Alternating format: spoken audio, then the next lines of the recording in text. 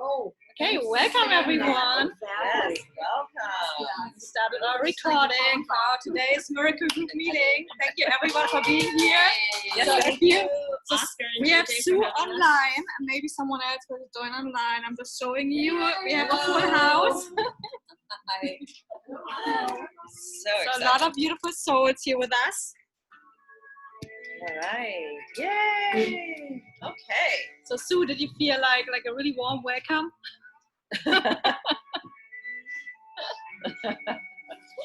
All right. So everybody who's got Connect to the Light in their hands, a 158, we're going to go back to Flow with Nature and Hypnotic Rhythm. All right. And what prompted that, again, is I always take questions every week, and one of the ladies in the Miracle Group was saying, what do you do when things just seem to start going, you know, not your way, let's say. So when we're creating less than our huge heart's desire, what is it that's making that happen? And it goes back to really understanding that we've got an opportunity in every breath to build the mustard seed of faith or the mustard seed of the opposite.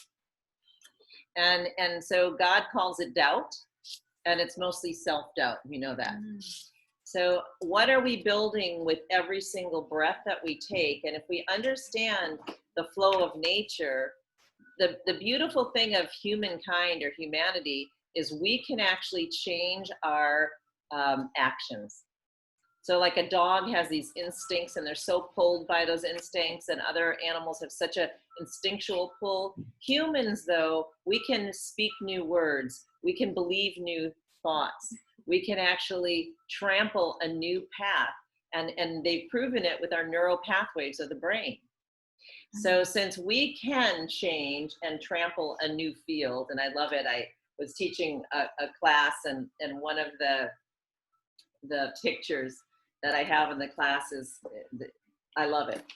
So we have an opportunity to be a self-biologist here, right? And the self-biologist, we heard of cell biologists, but you can actually influence every single cell of your own body. So we can be a self-biologist, and again, what are you adding into your petri dish in every moment? Are you adding that love, or are you adding the opposite? So since they've proven over and over now that we can make this difference, we can trample a new path. Most of us have been on autopilot for a very long time in areas, especially around our parents that have said things to us, and we have sayings that have been in our household. We've been married 20 years or more. You've got these same sayings over and over and over. And part of a challenge that I'd like everybody to do is take that moment to write down paths that have been trampled in your own family, in your own existence, in your own beingness, and start asking yourself, what would be a better path for me to travel? What could I do differently? What can I set down? So we used to call it the temple of sacrifice, and what we're sacrificing is our old beliefs, our old pants. And here's a great little picture of just a lady walking in a field, and you've got that trampled path. Well, when we think the same thing over and over, we create a very deep rut. And so all we have to do is think a new thought over and over. And that new thought is self-directed. So the beautiful thing about us coming together and supporting each other is that we can think that new thought. And when we think that new thought and we trample it as many times as we thought the old thought, it's amazing. You can reconnect. Sue has her finger up for a second. Yeah. Can you unmute yourself, Sue? Let's see if I can. Okay, now I did. I had to go get my book. What page are we on? 158. Okay. All right. Thank you. So it's a very short little section here, and so I'm going to read what we have in the book, and then we'll each go on with it and give our comments to it. But God is expressing himself through humanity and nature. Nature is perfect. God created everything in perfection. There is an innate understanding in nature. Nature obeys God's laws. Nature flows and continues on. Nature follows God's seasons. We also flow and the transition with our seasons. All right, so each of us are in different seasons of our own life. So some of our reality of understanding is that we've got to check if we're living old patterns or bringing old beliefs into our new season of our lives. So certain things served us when we were children, certain patterns served us when we were teenagers. And so here we are now in this new season of each of our lives, wherever we are and whatever we're doing. And so even though we think we've set old belief patterns down possibly, let's go back in and say, for this season, what new beliefs would serve me best?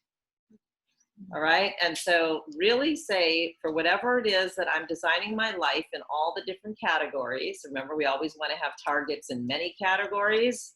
So it's different than time management, which is linear. We're here building an entire beingness. And so you've got your financial goals, you've got your physical goals, you've got your communication goals, you've got your community goals, you've got your self-development goals. So as we really understand that flowing with nature has to be doing with where we are right now and checking that we're trampling the right new paths in this season of our lives. So the earth rotates around the sun, and we are privileged to experience that sensation of sunrises and sunsets. Most of nature comes alive when the sun is visible and rests as darkness appears. So one of the ways to interrupt our patterns when they seem to be spiraling in whatever direction, some people say in a less than favorable direction, think of what it feels like when the sun is shining on your face. And right there on page 159, we kind of left a blank so that you could just write that. And let's each go around the room real quick and just give one, when the sun's shining on your face, how do you feel, JJ? Amazing. Mm-hmm. Go right around. Energetic. Energetic. Mm-hmm. Marianne. Beautiful. Peaceful. Jiggly. What's that? Alive. Oh, Go ahead. and enlightened. Warm. Yeah, for sure. Inspired and hopeful. Radiant. Content. Oscar? Healing. Embraced. Embraced. Beautiful. Beautiful. Beautiful. All right, So so you can collect all these words. yep, right right here. there on 159, add those beautiful words in there. And so when one action, just sitting in that sun or just breathing in that moment and just letting that light shine, all those great words just came through, all those great expressions, all those great feelings can happen. So in the sunlight, I feel warm, happy, relaxed, quiet, at peace, energized, activated, calm, soothed, good. We are reassured, we are connected. Feel the incredible surge of energy which we receive from the rays of the sun. So these are forms of energy that we can just visualize in this very moment, whether you're out there or you're in here. It's amazing because you can just visualize all those great things coming in. So why is that? Because we're photon light beings. So our cells are just light. We are made up of water and light, and that's it. So you can trample a new pathway as simple as we went around the room and we could all feel that experience in that very second. That's how quick we can change our point of attraction to anything in that very moment, just with allowing ourselves to be in that meditative moment, just a moment that we felt the idea of sun on us. That's a big, big step for a lot of us to understand that we change the pivoting point in just one feeling, one good word, one connected photon light thought being charged by our power source. So I have this is music. Music is another great way to feel light. And this is a special Austrian gentleman who lets you feel the vibrational, pass it around. And I want you to just put it on your hand, and if you were to put it on the table, then all of us sitting here actually with our elbows on the table are getting a healing vibration. So we have tuning forks the old way that we used to do that, and you can just gently strike the tuning fork and run it along your body. If anybody has tuning forks, take them back out, send some love and the good frequencies around. The fun is that you can now buy tuning music, and you can buy these. This one I think was about $200 Anya's? at the Anya Cordone. Oh, it is. Yeah. Anya. Anya Cordone. She is She's animal. a mental health. You can Animal Health Oasis. She's local. Yeah. Animal Health Oasis. Yeah. So it's Austrian technology, and it just shows you that, and James Stevens being a musician knows that music can just vibrate every cell of your body. So it was fun just holding this. I just was driving and I had it on my lap, and I was vibrating on the way here. So when we flow with nature, the sounds of nature, just hearing the nice sounds outside here with the fountain going, the sounds of nature are really healing. If we're Hypnotic Rhythm, we put so much emphasis in a funny way on what we can do versus what's already done. How about we flip that and say, how about my security comes in everything that's already done? The seed's got all the information in it. Our perfect life is already here, it's planted, and the only thing that we're here to do is enjoy the vibration, stay in the light, feel all the goodness and all that in that moment. So, and really asking, if all the information is in the seed already, what is our conduit or can do or have to do? What is this false illusion that we have to get up and go do something? We have to go out there and achieve it every day. We have to go and get a to-do list done. What is the illusion? Where does that come from? And if the perfection's already there, and the sun is going to appear and the moon is going to appear, and it just does it, is there a possibility that everything in our world is also on a hypnotic rhythm? And if we could nurture that sunshine, that absolute angel that's on one shoulder that is love and is all in perfection, versus that other little angel on the shoulder of doubt, self-doubt, that's even the saddest kind, is the self-doubt. So when we can nurture that one seed, and we call it the tree of life, that seed to the tree of life, when that mustard seed that creates the tree of life, and we put all our focus there and we maintain it, we create a new neural pathway.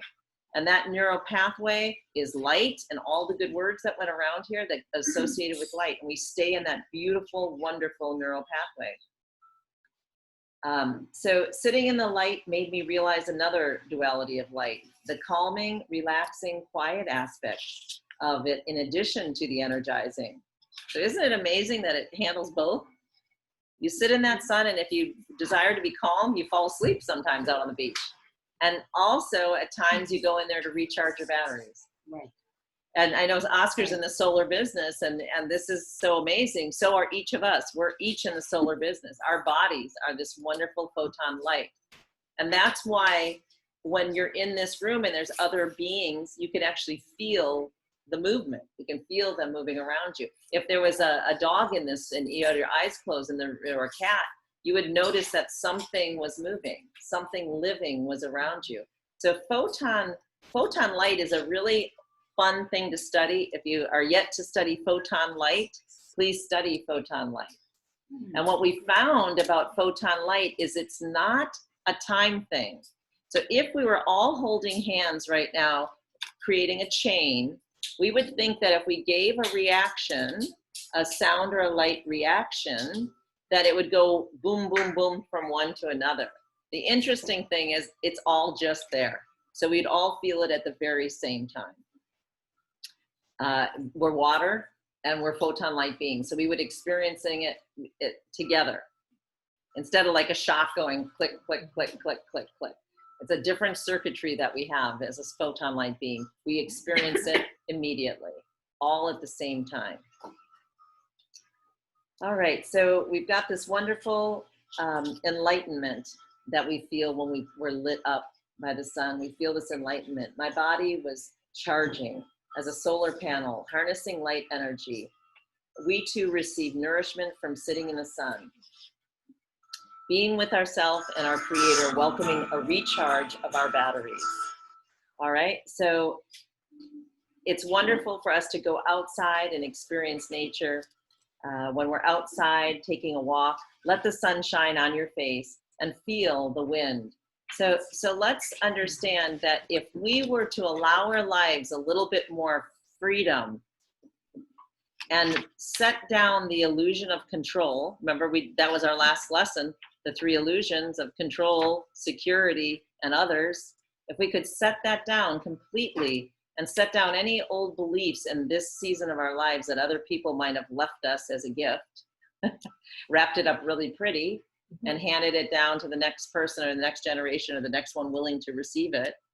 So check that out and start living in that absolute wonder. And another thing that I just want to show you with that illusion that we have of all this, we all know the Atlas, where he's standing there and he's holding the weight of the world on his shoulders. And there's moments in all of our lives and every day that we feel like, oh, and isn't it interesting if we were just to move our perspective or the position to, oh, it's just air. I've got the whole world, like you're mentioning, in my hands. Right? All it is this to this. Almost the same. See, lateral from here to here is the same. It's just the idea of weight on your back, love towards your heart, and playing around with it. So I've got the whole world in my hands. And going around, I have one for each of you here, going around and singing that song and realizing that we can just dance it with it really light in front of our hearts. It's our illusion that it weighs a lot and it's back on our shoulders. So what illusion do we have to move just from our back to our front? We all have them in our lives. And so it's really thinking through, and Sylvie's going to work on everybody writing down a couple of the illusions they're ready to release towards the end of our session. So I just love that the first time that came to my awareness that, oh my gosh, right, it's the same thing. It just is here versus here. And it's our own illusion that this was a different emotion than this. Same lateral change, just putting it in front of your heart and spinning it around a little bit. All right, so hello, Yatsik and Skydra. Welcome, welcome. All right. So hypnotic rhythm, and my sister was asking me, can you explain it more when she had first read the book? And so let's think of what's already got hypnotic rhythm to it in nature. So we know that the moon and the stars have hypnotic rhythm. We know plants, grass is a really great example, right? Do any of us have to go out and tell our yard to grow every week? It just keeps growing and growing and growing. Our absolute ability is the same as the grass. So the grass has zero thought processes, zero need for control, zero thought of others, zero. It just is. How much easier would our lives be if we just sat and would be just is? We'd still grow. We'd grow so much just like the grass that we'd have to hire people to take some of our greatness away because it would just keep coming along. And you know, and sometimes even nurturing it with fertilizer. People, I love it when they say, can I fertilize your plants? I say, so I have to pay you again to come twice a week instead of once a week. They're growing just fine, you know. Yeah. I think I'm fine, just like they are. You guys come once a week and have plenty to trim. So this nature that we all live in and the flow that's available to all of us, it's already there. How much information are we to give to a seed? And each of us can be an apple seed or a grape seed or an avocado seed or a coconut seed, whatever it is. We're all our unique seed, and the information like grass, it's all in there and it's just growing and growing and growing. And if we can just get our focus to stay there and become the matching vibration. And I want us to go around at one point here this evening and just say what we do to get that vibration. And we hand it around just to feel how sound just puts that beautiful vibration. You can feel it everywhere. We're this. We're that sound. Our life is the sound. We have an opportunity to influence everything around us with our vibration. That's why our words are so important right now. Our thoughts are so important. Our expression is so important. Our smile is so important. Every little thing about this, your life is your message, everyone. Your life is the message. You came here to deliver a message, and we're delivering it with our life. And as we're delivering our message with our life, we're putting off little sounds. And we're acting it out. Some people like to dance, some people like to sing, some people like to move, some people play music. The idea is our life is our canvas. Isn't it amazing? And the paintbrush that you're holding in your hand is your opportunity to make this experience, this expression, the greatest work you've ever done. And so to have the greatest work you ever done, what would change? What could we change? What could we improve? What could we set down? What could we clear away to allow the masterpiece? Like Michelangelo said, and most of us here have heard this, that he was given, for David, the statue of David, he was given a very difficult block of marble. And in fact, it was rejected by a lot of artists at the time. And he said, fine, give me the most difficult or damaged block of marble with the most crooks and crannies in it. And he said, because for me, the sculpture is already in the marble. All I'm doing is chipping away I'm gonna say, less than necessary pieces. Our life is already in the marble. You are the message. Your life is perfect. It's in there. All that we're here to do is clean our own self-doubt out of the way. If we can clean our own self-doubt out of the way, and that's just like how do you do it? Well, this is one of the biggest ways. Realize when you're holding the weight of the world on your shoulders and just move it right here and start tossing it around and singing songs to it. I've got the whole world in my hand. Start singing. Sing to yourself. Just change your perspective. That's all it is just changing that perspective and making it all well. Yes, James Stephen. It came to me as a way of saying that instead of carrying the weight of the world upon my shoulders, struggling with that, if I just take it and cradle it in the heart, cradle it as a loving it, then it floats and it's expansive. Yes, that's beautiful. That's exactly where, and so we can re-imprint. And that's, some of you have been here and we've been doing this together, that we've been taking up one focus wheel, and we'll be doing that real shortly here. One focus wheel every single time we get together, and then we've been re-imprinting it as a group with better beliefs that we can put in our heart and receive, like James Stephen was saying, that we can receive the love through everything that we already can believe, and we re-imprint into our subconscious the goodness that we are. So I know that's... So do the change thing, and then I take over. Okay. So all living beings change. Change is natural. We grow, we expand, we transform. We all know the story of the butterfly that has to break out of the cocoon to develop the strength in its wings to fly. All right. And this is such an amazing thing with this life that we chose to come in here. And a lot of times we're like, why did I choose this? We could have been up there angels and stayed up there, right? Just float around. When you think of they've studied the cocoons, and the butterfly has to push itself through the cocoon. It has to make that push. It has to break out in order to push and pump the blood circulation into the wings so that it can fly. And then think of the whole thing with the butterfly. It only flies for like 3 days or 3 to 6 days, and then it passes away. So all that, let's say, all that life force, and that was the beauty. And it was all for that beautiful moment, those 6 days or 3 days. It was for that, the beauty was for that one moment. And here we are, life is an expression, and each of us with our divine missions that we've written down, we're here to express it just for whatever that moment is, this moment. And that's why being really clear is a good thing. Because it might be 3 days, it might be 3 years, it might be 35 years, it might be 300 years, whatever our moment is in the expression. So each of us have to have gone through what we've gone through up to this point so that we've got the blood circulation to make the greatest movement, the greatest masterpiece, which is the moment now in each of our worlds, in each of our lives. And we had to do whatever it was we do. And now that we have the awareness, and that's that word, and everybody write down and meditate and pray on that word, awareness.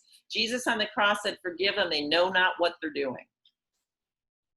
We here in this very room, this very moment, have chosen awareness. And I have to say, I love, and I'll use this word, I'm so proud of every single person in this room, because awareness is something that you have to lift a big veil off your eyes and your heart to have awareness. It's a choice. And we've each come here and made that decision to live a life of awareness. And that means that it is taking notes. It is checking your heart. It is seeing what has to be dumped constantly, what has to be sorted in your own soul, in your internal being. What is it that, like Alan was saying to a meeting ago, that he was saying he had cleaned off his couch, he had to get through stuff and put stuff away. And somebody else was here saying the same thing, that they had to sort, they had to get through it. They had to just give it enough love and say, now's the time. So I love the fact that we're coming together, the power in numbers, to re-imprint beautiful thoughts and beautiful heart messages as a group of awareness. And I think we're all very thankful that we have a group to come to that has awareness. It is so beautiful. And then from the point of awareness, we can give the blessing. We can give the love. We can be the light in our own lives, and the light of God will shine through us and out into the world. So again, I give you all so much thanks for being here. I give you so much thanks for journaling on a daily basis. We're the creators. It does take a little bit of time. And I see that a lot of the ladies here and gentlemen write like Donna and myself. I mean, I just got writing. That is our canvas. Words are our canvas. Words are the creative tool. Use your words. We're the only creatures that speak words on the entire planet. We are God's divine gift. We are the chosen children of the Most High. We have power. We have so much glorified power. And I just wish in my lifetime of whatever years I have on this earth that I continue to call forth that each of us uses that glorified power that we have. Use that glory. It was left here for us. Jesus even said, do greater works than I ever did. That is a big call for each of us. And we're sitting here taking a Tuesday night out of our day to say, send me, God. We raise our hand and say, yes, I'm willing to do greater works than you ever did. So that takes an awareness that you're able to do that, and getting ourselves tuned up, understanding that the nature flow is already there. The information was already planted. The Holy Spirit is within every cell of our bodies. It's already here. Glory is already here. What shall we do to remove that little self-doubt, the illusion of self-doubt? And some of it is stay together in a group where we can actually smile at each other, hug each other, and say, hallelujah. I know that Alan went through preaching school or whatever you call that, divinity training. And it's such a breath of fresh air that we can come in a group like this that we're just encouraging each other to continue in awareness. And it starts and finishes within yourself. So the person you're going to change is you. That's the only person you're ever going to change, though, because you can allow your light to flow even more, the world can be lit. And that's, Jesus gave us that great example of when you go to the wedding feast, make sure you bring enough oil for your lamp. And that's what we're doing now. Every time we get together, we're putting oil in our lamps, and we're taking the next step, and we're sorting and processing and deciding to change and deciding to, like the butterfly, the caterpillar has to break through. And there's a lot of times in our life that we have to do just this. So to change anything, let us first change our mind. The mind is a powerful creator, so powerful that it is the source that convinces us to do everything. Before any change is possible, we shall consciously welcome in the opportunity to improve our thought processes. That's doing those new neural pathways. Let us focus on the good in every moment. Change starts with our mind. Change happens when we focus our awareness on what we truly desire and target what brings us the most joy. Okay, so what we truly desire, that's why this asking, and Sylvie's gonna again have you open your asking journals in a minute and ask some more, because change happens when we focus on our awareness on what we truly desire and target what brings us the most joy. Remember, when you feel good, we achieve this through our thoughts, our speech, and our writing. Let us step out from our own shadow, surrender and connect to God's light, rejoice in his creation, and flow with the nature, the natural rhythm God designed for each of us. Okay, it's already designed. Each of us is already designed. Smile, put down desires. If you are yet to put your 100 desires in writing, taped up on some wall of your house, 100 desires tonight. 100 desires, anything. Solar panels, Christine and I have on our list, right? Whatever it is, whatever your 100 desire list is, it's a 100 desire list, and it's all the time. We're here to move and progress, and our life is a canvas, and these are fun. This can be to help build wells in Africa, whatever your 100 desires are that make your heart sing, write them down, they'll have the desires. And the reason I say this again is, think of your own street now, everybody going down the street and all that. How many people on your own street are you guaranteed, if you think about them, have a 100 desire list written down? And if you need a template, shoot me an email, okay? I give you the template. I think of my neighbors, they're drinking by 5 o'clock. Oh, You know? Yeah. And telling the same dirty jokes. Because we just went to one and we're like, really? Oh, you told, and they're telling each other, well, you told that last time, but I can tell it better this time, right? So who's writing desires? Desires for our nation, desires for this world. Who's writing them down? Who's speaking them out? Who's posting them on their mirror and then calling some of them out every day? Remember, your verbal is so important. Please talk to yourself in the mirror. Please call it forth. Please read something positive to yourself out loud every day.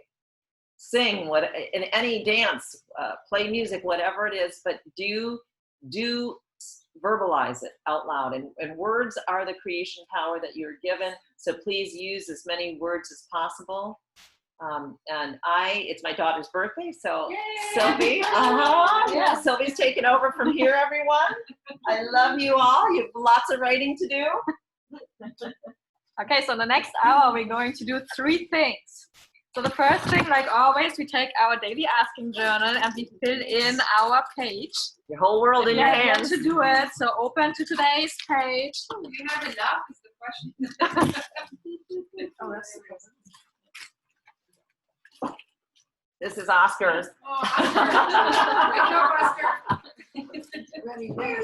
So open your daily asking journal, because for some of you, it's like once in 2 weeks that you actually take your paintbrush and take your canvas and start painting.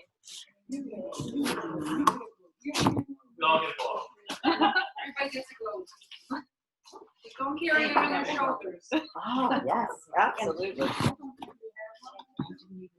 Oh, the book, she's got a copy. She's got a copy. I'd love to get that. Yeah, I think like one is right here. Can I have 1 second before you start? Sure. Okay, so I just want everybody to understand how much angelic being is around us on this planet. This is a Polaroid picture that my girlfriend had sitting. It was a tree. She went to Brazil, Panama, and took a picture of the tree. And she didn't realize there was anything else because it was very small. And then she decided to scan the picture on her computer. And if you see the angel, And that's what those children saw in the beginning of the 1900s, still there. So when we go out and we look at a tree or right outside your door. I see Jesus. Yeah, sure. There's so much angelic being over every tree in our own backyard. Oh my gosh. And this is a Polaroid, yeah, just the tree. And then When she scanned it, she sees the whole Jesus, Mary, whatever, yeah. And so, and I mean, that's just amazing. Now the children saw this in the early 1900s, and she went there. So then when she looked at her picture, she had it too in her own picture. Let me just show it to Sylvie quick. I know. It's truly, That was at Fatima? truly amazing. That's just Yeah, amazing. that was at Fatima. She took a little Polaroid of the push. Yeah, and only when she scanned it. So go back through your old pictures. And I know we talked about it so many times, but you have all these light beings, all these light orbs in your pictures. And you have videos. And I know like Carissa shared the story last time that for her birthday, she was just asking for her little light to dance for her. So when she was at the beach, she took a video of her light dancing for her. Right. And it's I always shared it with whoever was here last time. I didn't bring my phone, but anybody can watch it. It's every really fun. movie she's taken on every picture, it always has the same shape. So it's always the same light. And for me, it's like actually 7 little lights. So wherever I go and I look back through my pictures, I have 7 little lights everywhere. Right. And I know like And one miracle group member in Austria has the exact same orb I do, and he took a movie of his. So And I he shared it with me when actually he saw have my that, movie. and I have that So movie cute. right here. It's funny you bring that up. I have a picture So let's years back. share. I'll have to find it and send it to you. Be impressed with it. It's all my children gathered at the fire in front of the fireplace at my church where I was at in Flint, Michigan. And I mean, it's just they're just surrounded by just all sorts of orbs of light. It's an amazing. Right, It it is really amazing. It It is amazing. So I went back through all my photos from around the world, and I see my orb in many of the pictures. Wow, that's It's awesome. so fun, so fun. Well, happy birthday to your daughter. Yes. Everything okay? Thank you for having me. Carissa, real quick, this is my mother, Jeannie. Yeah, you didn't get to meet my mother, Jeannie. So just here, like at the end of the movie, there is this orb, and it's exactly the same like Carissa has. Is it blue? Yeah. So. Mhm. So go back through your pictures, and I know like some people even have like creatures, and you see like, oh, maybe there's someone looking at me, or so it's so much fun to just zoom into old pictures. And when you go through your photos on your phone, just like when you have a moment, it's amazing what you can actually see beyond when you look for these kind of things. Okay, so I promised you 3 things. So take out your daily asking journal and you fill in 1 page. And while we do that, I wish for us to go around and in the spirit of flow with nature and setting old beliefs down. Let's everyone share like 1 big belief they wish to lay on the altar, and we find an alternative. How can we replace that? So for example, and I will start with my example that you know exactly what I mean. And and then also give us an example. When was the last time you were flowing with nature? So, or what kind of nature experience makes you smile when you think about it? So it can be like, I know like Oscar and JJ does was swimming with dolphins and having that. So share a little bit more about that nature experience. So while you fill in your gratitude and what you ask for, let's go around and I will start and I tell you. So my thing I still have a little bit, I have to lay down on the altar is time. So the illusion of time. So we know everything is here now already, and like there are sayings like, oh, just be patient with me, hold on a moment. I hear that all the time from people like, why do I wait a moment? For what? Like just keep up with me, or I have to keep up with you. Like we have like this sometimes distorted feeling of time. And then yesterday I was thinking, and I caught myself and I was looking at it. I was like, somehow Mondays the time is faster than any other day of the week for me. It started the day, and then I looked at my watch. It's 3 in the afternoon, and the next time I looked, it was 7. And then when I went to bed, it's 1 o'clock in the morning. How can it be that Mondays go so fast? Monday, yeah. Mondays are like, the time But feeling. she decided that it's for Monday. Yeah. So I now have to say I replace that, and I say I have. Oh, in 4-hour increments, she said. Grade 7 on. Yeah. So what do you Good. say? I have all So, the time in the world. Or what do you say? I took on like one of the sayings that Carissa told me when she was always like, why are you so busy? Why are you always having so much? Like you always have something. And I was like, yeah. And I tried to explain to her what I'm actually doing for our business. And then I was sitting down for an hour and I just wrote a list that I can actually show her what I'm doing. And that for me, I love lists to check off. So by the end of this 1 hour sitting down, I was like printing it for her. And I was like, this is 9 pages already, just 1 hour. And I'm just thinking of the things that is immediately on my mind. I haven't even like all the other lists I store at home. And she's like, yeah, you addicted to lists anyways. So, and then she looked at it, well, good thing that you have the rest of your life. Because she was reading over it like, and I thought I want to have everything done right now, today. And if I'm really slow this week, and then some things are repetitive, and so I know like I have in this country, I have for myself this time of I still have 2.5 years. I wish to accomplish a lot of things. So now I'm like to this time, okay, it's like I have the rest of my life, and hey, here I have 2.5 more years. So if it's done today, if it's done tomorrow, can I enjoy and can I really breathe and go back to the moment of, hey, this is the joy I have and everything. And I'm honestly, once I take one thing on my list, it's complete joy when you're in it and you are with the flow and the flow of nature.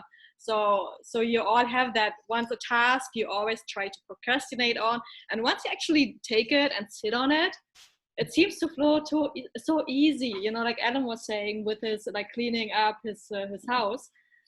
I was, like, oh, I don't want to do it. I don't want to do it. And I was like, And then once you did it, it just was flowing and you felt so happy and you were just, in this hypnotic rhythm. And when it was done, it was the happiest feeling ever. And it was like, really? And I let it sit for so long. And I had this feeling before here on the shoulders that I have to do it. And once I do it, it's like actually here. And now I feel like all this lightness of the world in my hands. So, and for me, over the last years, a really good nature example, where I learn a lot, it's like when I sit at the pool and look at the turtles in the pool. So every morning when I was like living at Carissa's house and they were gone for 10 months, so I took care of the turtles and the bunny. And every morning I opened the turtle cage and the turtles were running to the pool and jumping in the pool. And throughout the day when I had my tea break, I was sitting and I was watching them. And sometimes it depended on the time of the year. Sometimes the turtle was sitting at the edge of the pool and did some yoga. It looked like yoga, like sitting in the sun, enjoying. Or then he was like, the male turtle was jumping in and the female was sitting, or the female was like wanted to come in the house and play in the house. And I knew her hiding spots. So just to watch our animals, it's so much fun. But these turtles, they can float in a pool all day long, and you think they're doing nothing. They probably do. Yeah, it looks like they're doing nothing. But they're like, it's their daily work. So they're running to the pool to their daily work, floating there, and then they go to the ground, and they come up again, and then they sit over there, and it's just amazing, like what you can learn from a turtle sitting at the pool or like floating in the pool. That's a life. So like really, can we actually go and float in the ocean? Can we have this moment? And I mean, they're taken care of. I mean, I gave them food, and every night I went, I took them out of the pool. So can we let our creator take care of us the same way? He's clothing the lilies better, us better than the lilies. and also like the sparrows taken care of, and he provides for all the birds.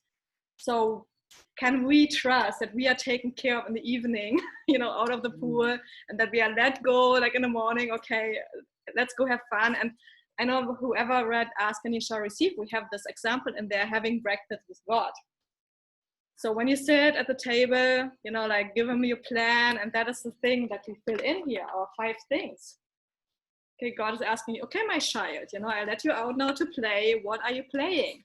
Give me your 5 things that I can let you play. And maybe I have some better ideas for you. And then also, what can I do meanwhile to provide for you? That is this big, big box here. And that is bigger because he is bigger than we are. I ask with intention for, so can we put the bigger things in this box and leave it to our Father to take care of while we go out and play with our little things?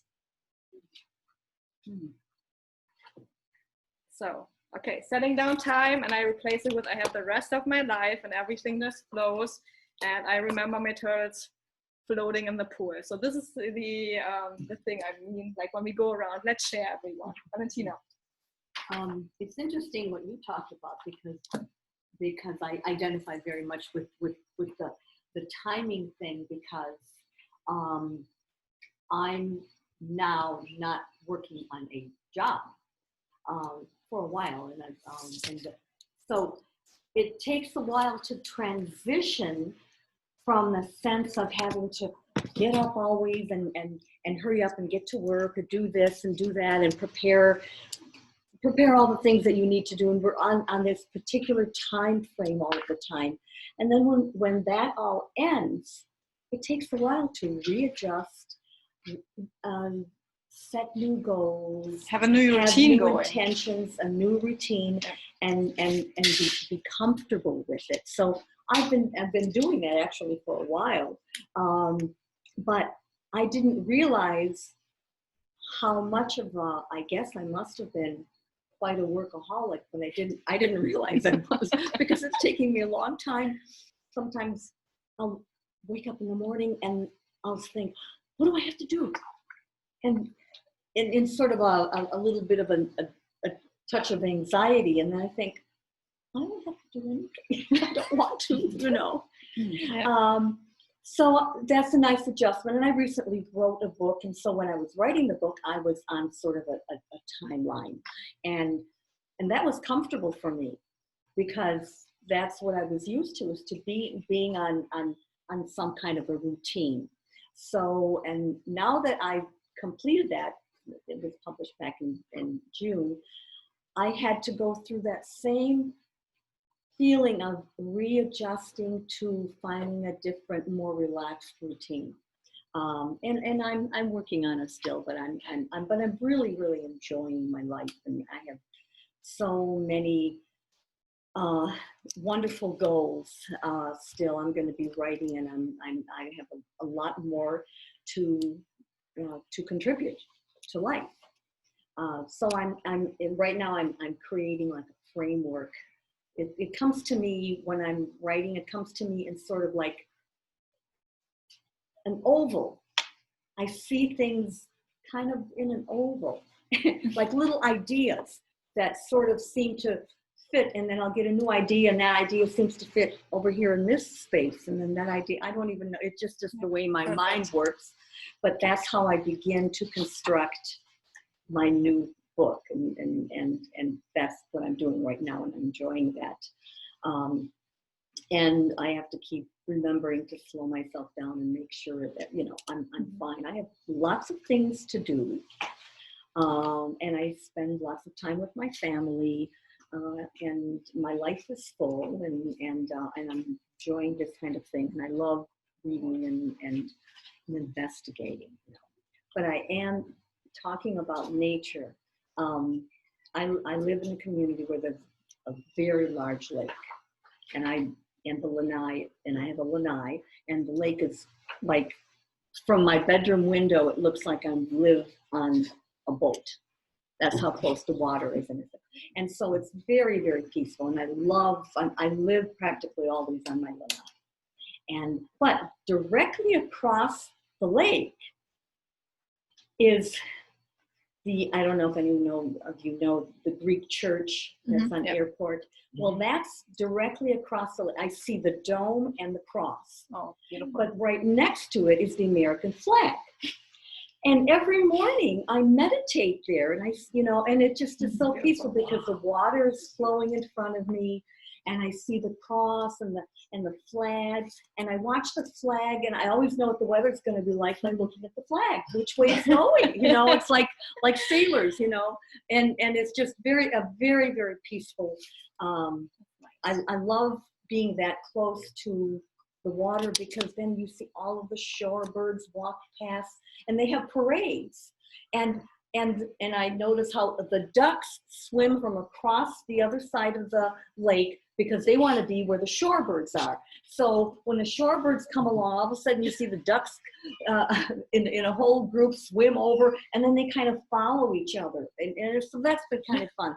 But the most interesting thing happened I don't know, a couple of months ago, and because I like to eat on the lanai, because I just, especially breakfast. I love to have my breakfast, and so I bring my tray of whatever I'm going to make and sit there and I relax.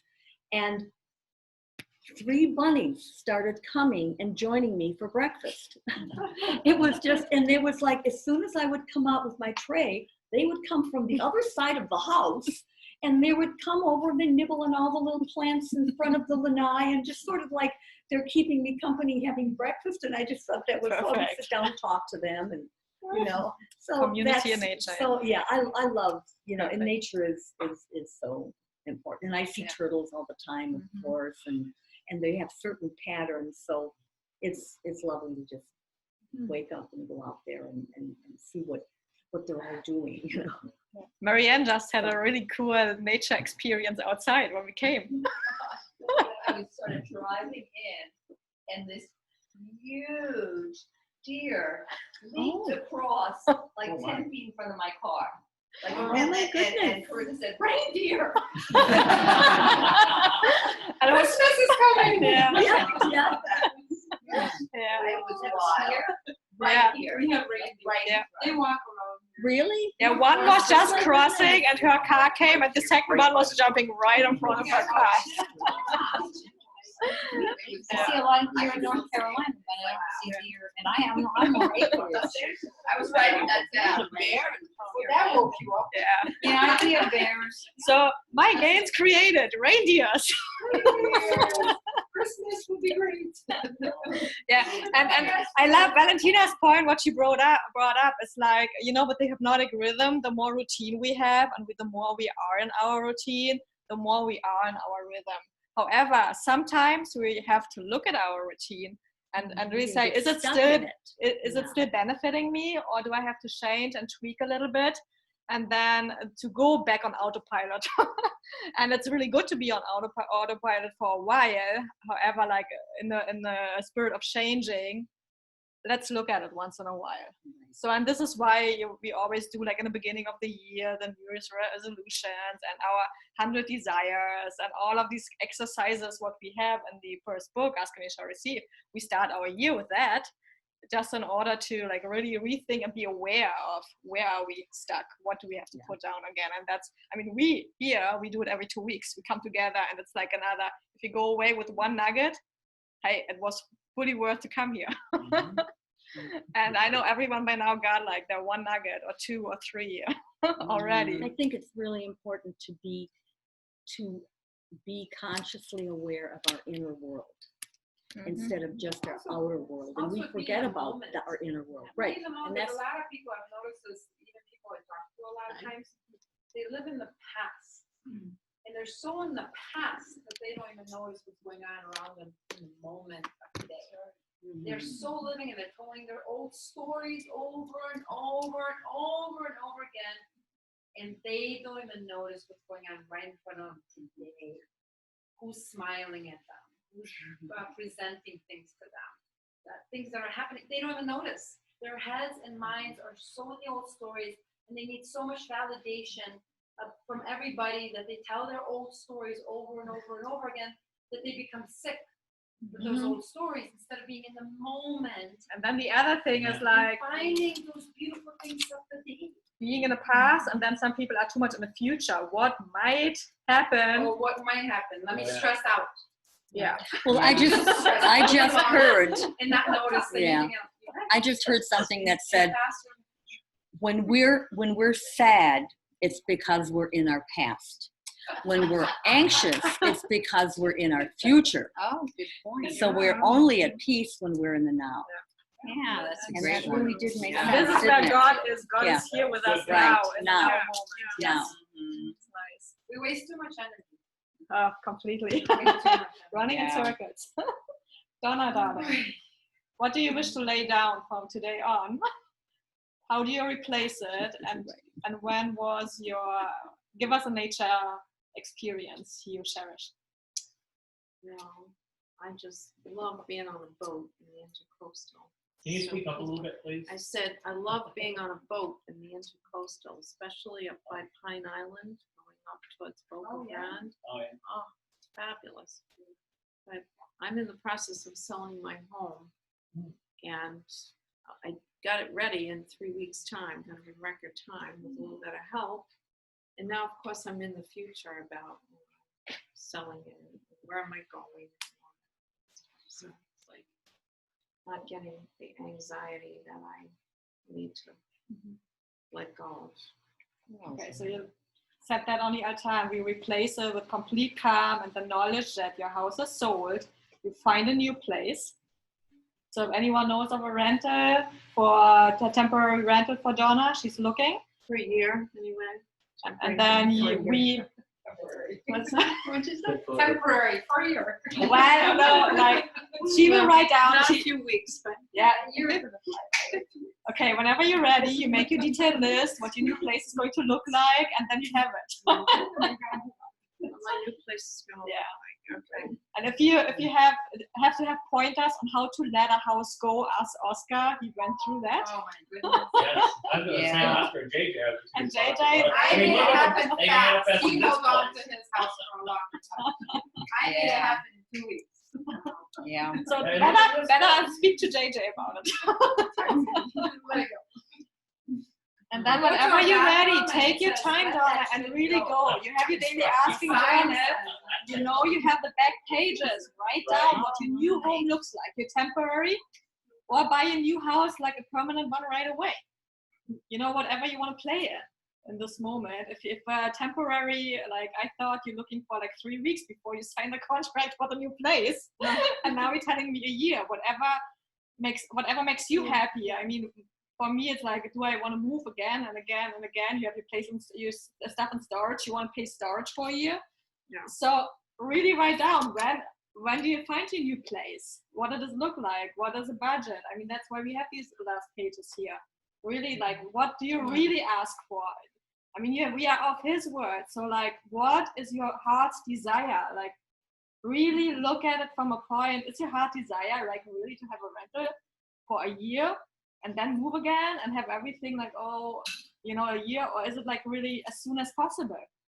And what is as soon as possible? So really ask yourself again, are you writing something, or are you conceptualizing something from a point of what the world would see it, or how your heart really thinks and will have it done? And this is the truth. What do you really want? Because I strongly believe that everything, all our desires in our heart are given to us already by God, because everything is pre-planned from the beginning to the end of time. So for me for me now, I want a porch string. So I know I have my porch string already delivered, because it was preordained from the beginning of time. Every time we stop at a stop sign, that was preordained, because we had to stop there at this moment. And like sometimes when you drive and you was like, oh my gosh, if I would have started 10 seconds earlier, this would have happened, kind of thing. Everything is so precise. There is like a timing thing of a way of like we perceive our linear timeline, even if everything is going on at once. But really ask yourself, what is it? What is in your heart in this moment? And it is given to you, so it's your birthright. So you can actually align with it and call it in, because it's yours. The only one that is standing in the, in the way and having all these blockages that why we have to put them down is you. So be honest to yourself, be clear. I mean, now first step is awareness. I can do that. And second is be honest and be really clear. What do you want? If you want to like have a PhD from Harvard, then go for it. And that what did you say? PhD. Okay. This is put in your heart. I mean, it's not in my heart, but it's maybe in someone else's heart here in the room. Then go for it. Then you do it.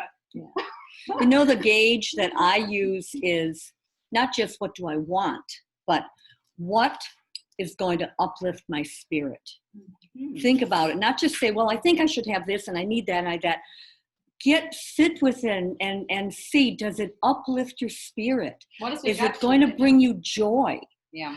Rather than just thinking from the head, what you think should happen, really, really get into the emotion of it. And if you know that it's going to uplift your spirit, then that's how you know that it's the right thing. And you know what it feels like in your body right. when you have the all-knowing and you feel like your gut feeling is telling you, oh yeah, I need to move forward or toward that, or like, oh, that is something else. So if the universe is not delivering something that you really desire and really put out there, what is that telling you? It's not in God's plan, or you're not aligned yet with your. Or maybe it's just not the time, right? You're not aligned yet to it. So it's either like you're getting ready to get ready. I remember Abraham Hicks always saying, getting ready to get ready to get ready. You have to like learn this first before you learn this, before you. It's already here. It's just when can you align with it? When can you perceive it? What do you have to let go in order to rise higher? What do you have to like really believe? And it's always about our belief system. What can we shed in order to have the highest belief that this is already mine, that this is already here? If your door is closed, nobody's able to enter it. Yeah. It's locked. So the package is outside, it sits there. It just, you are inside on your couch watching TV. So who's going to the door and open the door and taking the package in and opening the package and unboxing everything? It's always us. It's always us. And it starts with gratitude. Everything always starts with gratitude. The gratitude is the feeling that aligns you faster. So thank you that I have it already. Exactly. Thank you that it's here. Exactly. Thank you for providing. Thank you that thank you that my condo is sold. Thank you that I have a new place. And thank you that I came so far in my life already. And I will go further and further and further. And the best is yet to come. That's another really cool thing you can and replace it with. don't worry about it. That's the whole point. Yeah. The worry, all that worry energy is just going to block it. We don't use stay calm. Yeah. Christine, what is your thing to set down? What do you replace it with? And what is your nature? What is my nature? Experience you wish to share? There's a lot of, I think just change. Ooh, okay. I know, get my I think changing how I think and how how I've been programmed, and still working on how I've been programmed, just to say the right things and not worry about the future or frustrating over past decisions, and learning to listen to my gut feeling, and just that's a good replacement. Great replacement. Yeah. Working on, like, the last 3 years, I had a lot of health issues that I've had to work through, and between you and JJ, my body's come back to where it was. And I know. It's so yeah, we're in the middle of COVID, and I am in horrendous pain. My shoulders and everything, and I'm like, who can I get? Because the world shut down. And I'm like, JJ never shut down. So I called her, and I had broken my arm 2 years earlier, and I was really horrendously in pain. And so she started working on me, and still working on me. But I can help you. Yeah. And she got me. We worked through the whole COVID thing, and I was just here 2 days ago. Yeah. So, and then you've been helping with the neuropathy in my feet, and like that's gone. It's like, wow, that's awesome. I had to learn to walk again. I mean, I'm not diabetic. It was from chemo. Oh. And all of a sudden this year, it all hit. And I had the chemo 3 years ago. Okay. So and I literally have had to learn to walk again. I didn't know how to walk anymore. But see, that's also a belief system, you know, you go to doctors and they tell you a certain thing, and then, you know, like you meet Carissa and I, and it's like, oh yeah, that's easy to fix. Yeah. And I do the same thing with you too. Yeah. I healed. Yeah. Every time. That's already, it's already done 2,000 years ago. By a stripe we're here. So God put the right people and We just have to listening. switch. We just have to switch this. Yeah, can we accept that? We work with this a lot. Yeah. I have to. Yeah, because my mother programmed me, and We are all programmed. We're all programmed. We're all programmed. And mostly by mothers, right? I'm a programmer. Oh yeah. Yeah. So, That's all well, good. But then that's why we come together and we learn that another belief system might be more helpful. So what's your nature experience you wish to share? my what nature experience? Both places I live. You haven't seen my property here. I swear there's fairy and gnomes. I live in an oak hammock here. I mean, gorgeous. And even after Irma, we still have beautiful oak trees. Our neighbor lost most of hers, and we still. But I used to go out like 5:30 in the morning with the newspaper, and we don't get it delivered anymore. So, but to go out and the moon would be shining through the oak trees, and sometimes I would just stand where the moon would shine. I would just stand out there and just let the moon shine on me. And I mean, that is gorgeous. And when I'm in North Carolina, we look out over, it's very country. So we look out over the lakes and the mountains. And in the middle of the night, I will actually go out, and we're in the basement of the house. So we have our apartment, and the house is a vacation rental home. But I will go out, and it's like being in a spaceship. There are a billion stars in the sky, and you just go out and you walk out in the driveway a little bit and look up, and it is gorgeous, absolutely gorgeous. So are we having a fairy and gnome excursion to your place? yeah. I mean, Let's do that. Yeah, it's. Oh yeah, was it last night? It was dark, and I pull in the driveway, and thank God I stopped to go check the mailbox. And just as I stopped the car, our rabbit runs right across the front of my car. If I had kept driving, I would have run him over. I mean, and I would have. Yeah. No. Fluffy is alive and happy because we know everything is. When I walk out in the middle of the night, they went. They must have seen right there. And I would almost step on him. And so see, but like you got the insight to stop. Oh my gosh, yeah. I was freaked out. I mean, right, if I had stopped my car, I would have run him over. And yeah, oh my God. But it didn't happen. But it didn't happen. Really? Exactly. Oh, it was We awesome. always get the insight. Yes. Thank you. Hey, 55, 56 years ago, I ran over a snake up in Denver. Well, I was coming over, I was just learning to drive, so I was coming over a hill, and the snake was there. I never forgot running over that snake. Oscar, Yes. So what are you laying down, and what is your nature experience? All multimedia. Okay. That's awesome. James Steven, your turn. Laying down. Laying down for me would be any hesitation or resistance to living my greatest expression. I feel there's parts of me that I'm very much transforming. There's like maybe there's no ropes, it's spider webs now. Okay. What do you replace it with? What is your new thought? Well, the new thought is just the joy of sensing my grand nature, my glorious nature, and seeing my potential being manifest. That excites me and that inspires me. Yeah. Very good. And what is your nature? What is thing. my nature? Does that mean what part of nature or my true nature? If you want to share an experience, like a miracle, or like where do you go in nature, or like whatever, like your hypnotic rhythm in nature, just share something with us. Well, for me to be in the ocean is just that. Well, I'm triple water. I'm Pisces, Aquarius, because I'm Cancer. Raised it in the ocean all the time as a boy in Southern California. For me to be in the ocean is So healthy. It's just awesome. I love it. Yeah. So I'm a fish of the ocean, the deep wide blue ocean. I was never meant to be a guppy hanging around in the fish bowl. I'm like the dolphin of the seas. I'm meant to live my life with glee. So I'm swimming and I'm sliding in the waves of this world. Just keep your nets away from me. My life is meant to be free. At least that's the way that I see it and I feel it.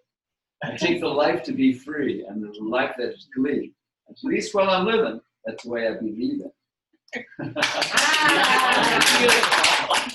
That reminds me. You wanted to have like a jam session with him, like at some point, because you have all these poems. Yeah, that's wonderful. Hey James, did anything manifest for you this week that was unexpected? Oh yeah. It was just actually, it's been a week and 3 days. A gentleman that I met while I was doing my freeway fiddling, as they call it. I was playing at intersection in Naples because I haven't been able to play in the retirement communities for 5-6 years, months. And I met a guy that I connected with him just briefly, for half a minute. He was his buddy, and he was moved. He was moved by the flow and what I am, picked up on that. So he came back a couple minutes later and pulled over, and we had a little contact or communication. Bottom line is, that was 3 months ago, and he had separated in the meantime from his to-be wife now. They had dated a long time, and she wasn't ready to marry, so he came down here, bought a mobile home, and was there for a couple months, and then they're back together. So now he contacted me and said, maybe you want to move into this place. So it's just a really awesome. And that was James Stevens asking for months. Yeah. That he wants to have like a permanent home. So thank And he you. was writing to everybody on emails. And what happened? God took care. God took care of it because now he understands what it is, like a horse trader or God trader. Hey, what else happened this week? What else happened? Miracles, all these Did miracles. some connection fall on the sky for you? New Flowers. business? Oh, thank you. Nature, flowers. Oscar met a gal at the chocolate shop. Is it over at the ice cream shop? Anyways, she's a gal who's a go-getter and really into her floral business, and she handles a lot of high-end clientele out of Marco and Naples. So, anyways, he suggested, why don't you get in touch with her? He mentioned the possibility I do violin playing, I do fiddlegram. So I spoke, and we totally hit it off, and she's totally into having me delivering my visions, working with florists and delivering all these flowers with music. So What's her name? Huh? What's her name? Denise. And it's Bella Flora, I think it is. Okay. Anyway, so I'm reformatting my website and creating a web page for her so that people can go and connect. So That's a really neat thing. it's a pretty Yeah. really Yes, awesome. it is. Thank you for reminding him. Hey, let's try a very good story, but a very good meeting, right? Thank you. That's so inspiring.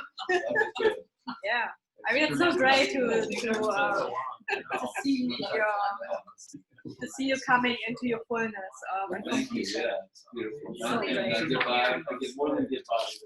Miracles everywhere. Yeah. Okay, Susan, come a little closer that Sue can see you here. What's that? Come a little, go on the other here, and then share with us. I'm used to being quiet in the back. I'm in the back for a reason. Sylvie. You know, I always put the spotlight on you because I love you. So what are we laying down? You know, it's interesting. We've been talking about staying in your dream. Mm-hmm. you know, and since I've been doing that, you know, some good things have been happening. You know, staying in your own creativity, and not like trying to go with expectations or things like that. And it's not always easy, you know, but I was able, about a week ago, I set a boundary with somebody, and it was really actually simple, and it actually was positive. You know, it doesn't have to be difficult, it's positive. And I something like and I realized I want to write a book, and I started researching it, and I'm doing some educational things that are kind of specific, and that's been like really fun. You know, and I'm going to be doing this weekend course on Friday, Saturday, Sunday next weekend. And then for this book thing, I'm going to do a conference this weekend. Just a little bit on Friday, Saturday, and Sunday. So, So proud of you. yeah, it's kind of fun, you know. So the replacement is I stay in my dream. So that's a really good one that we have to remind ourselves of. I stay in my dream. I stay in my dream. Yeah, and I know we talked about it so many times, and I told Susan that over the last 2 years, every week. It's a good one though, right? It's a perfect one. And I'm glad you finally do it. It's like, look at this, you know? Perfect, thank you.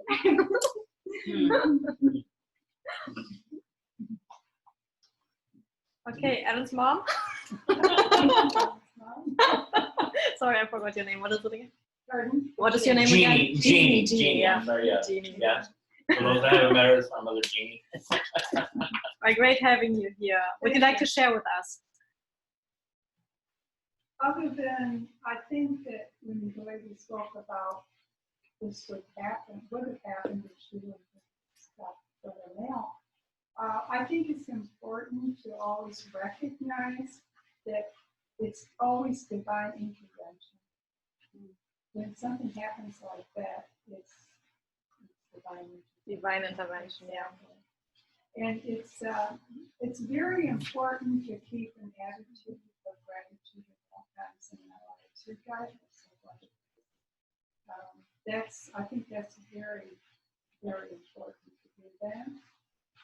I've had a big adjustment in my life in the last several years, really.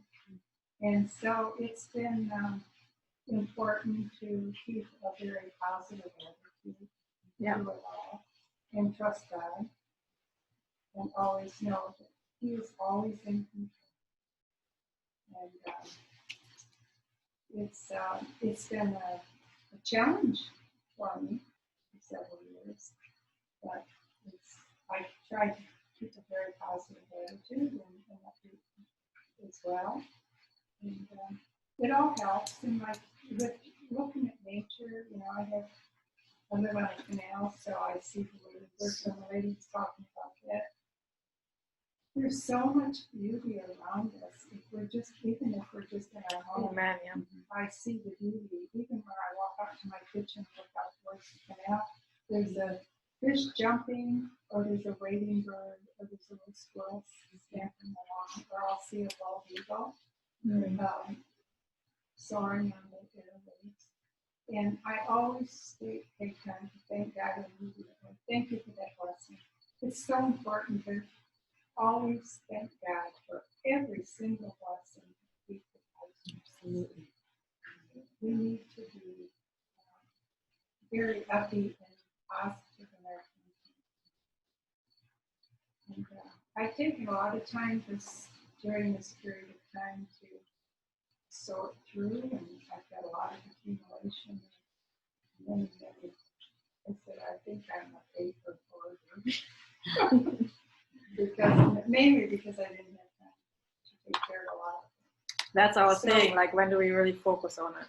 Pardon? That's our thing. When do we really focus on it? Like Alan, like your son, same thing, right? When do we actually do it, yeah. I have 2 big file cabinets that I've meant to get through many years, but because of all these other circumstances, So I'm taking advantage of this time that was stuck in the homes for the most part. But see, this is when we change our perspective from like here to here. Like, how many blessings did we receive because all of this happened this year? I mean, we got to value toilet paper, and then there's so much more. I mean, like all of us, we might have had a little bit more time than usual to really look at these kind of things. So that's, and yeah, I thank you. Focusing on organizing family history papers and sitting in the office. Wow. For his sake, so he has Yeah. it all. I mean, that's So there's always so perfect. many things to do. I mean, I work all person. I don't go to bed very early because I get focused and I don't get hungry. I don't get tired. I just focus on what I do. so you're flowing. Mm-hmm. You're flowing.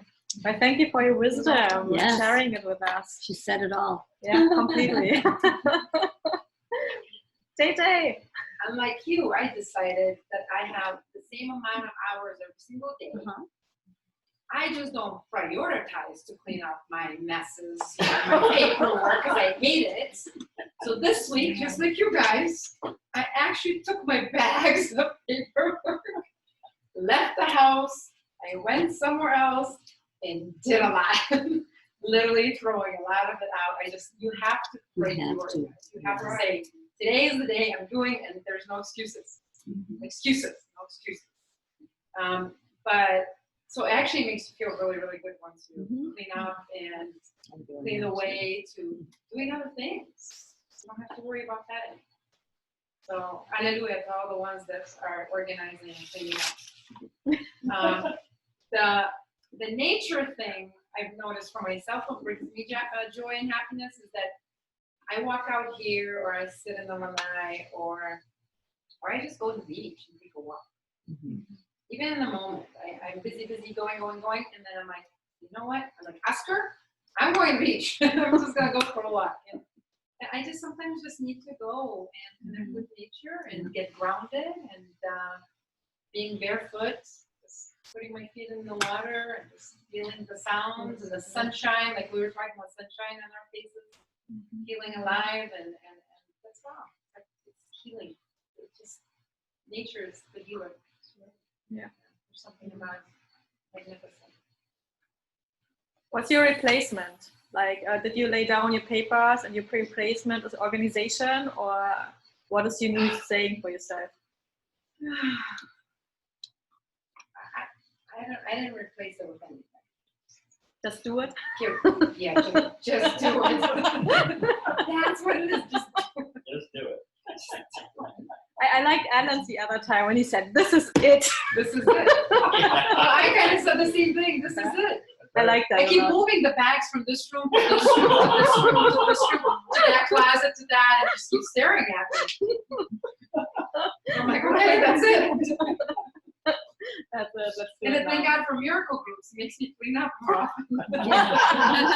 I know that was JJ said in the beginning. I was like, really? You want everyone over? You have to clean up all the time. You know that? I was like, that's perfect. That's really what I did. Seriously. I did. I unpacked a big box today because it was sitting on that table for a week. So thank you guys. Staring at it. You guys are awesome. Still there. Still there. Well, because I sold my condo in Chicago, we brought a lot of boxes. So Oscar brings a box in and says, "You gotta do a box at a time." But that box just sat there for a whole week. And because of miracles, miracle happened. Yeah. One box in 2 weeks. Okay, next one. There's only 1,000 boxes.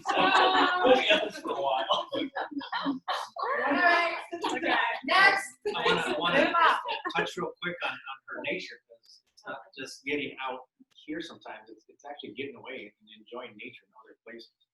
Her and I love to travel, and yes, once in a while we do get to go out. You know, we like to bring back memories. See if I can get this to play on the TV here. But you know, recently we've made a little bit of a Run away. You ran away. We've been doing this kind of on a yearly basis just to get away. We've been going to Mexico and No. a couple weeks ago.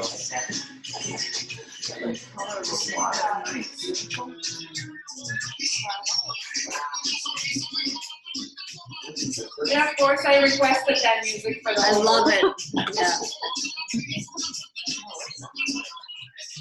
Color doesn't come through on the TV here, but the water was so amazing. Oh, it's beautiful. And this year we actually got to get off the boat and swim the shore. Normally this time of year, the waves were. You did the snorkeling.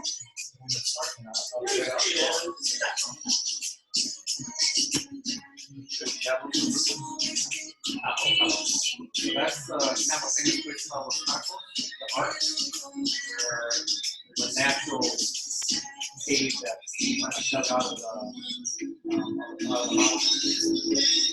waves crash.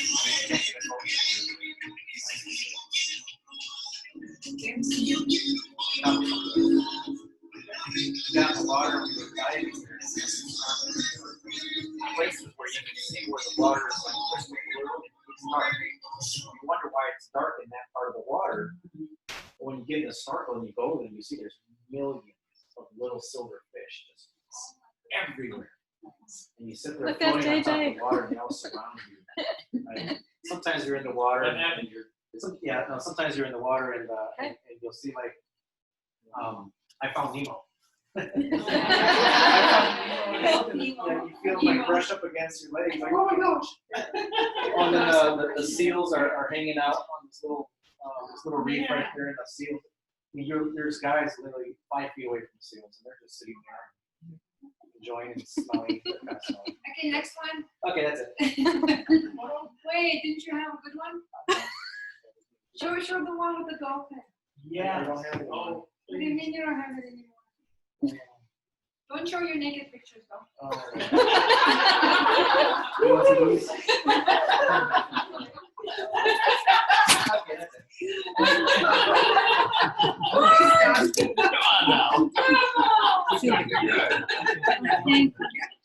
Thank you for sharing. That shows for self. I thought we were gonna see something. Okay, Vilma, let's go ahead here. We still have like our focus wheel and everything, so let's go again, get going here. Make short the story short. For a while, I felt that life was too fast and too much on to-do list. Just running. And I realized something with the body, something that's not okay, some physical. It's time to reconsider what's important, what's not. And first of all, get energy back. How? I remember years ago when I was still young, college, or even early, in my parents' house back in Lithuania, in small town, I liked waking up in the morning, even before birds.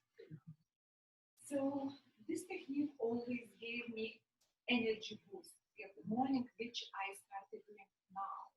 I'm also going to night by 6:30 or 6:15, still a little bit dark, and I am listening to each noise of bird, each greeting. So yeah, big greeting.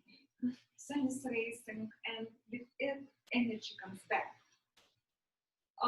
I remember also people, and one woman back in Chicago, let's say 15 years ago, apparently she was a life coach helping her daughter, Lithuanian daughter, with grandkids. So we met in the park, we chatted about families, about loved ones still in Lithuania, about all problems or happiness we share. And years after we meeting again, and she says, I am professor, I am writing books about how character and all problems in life influences on your well-being, on illness.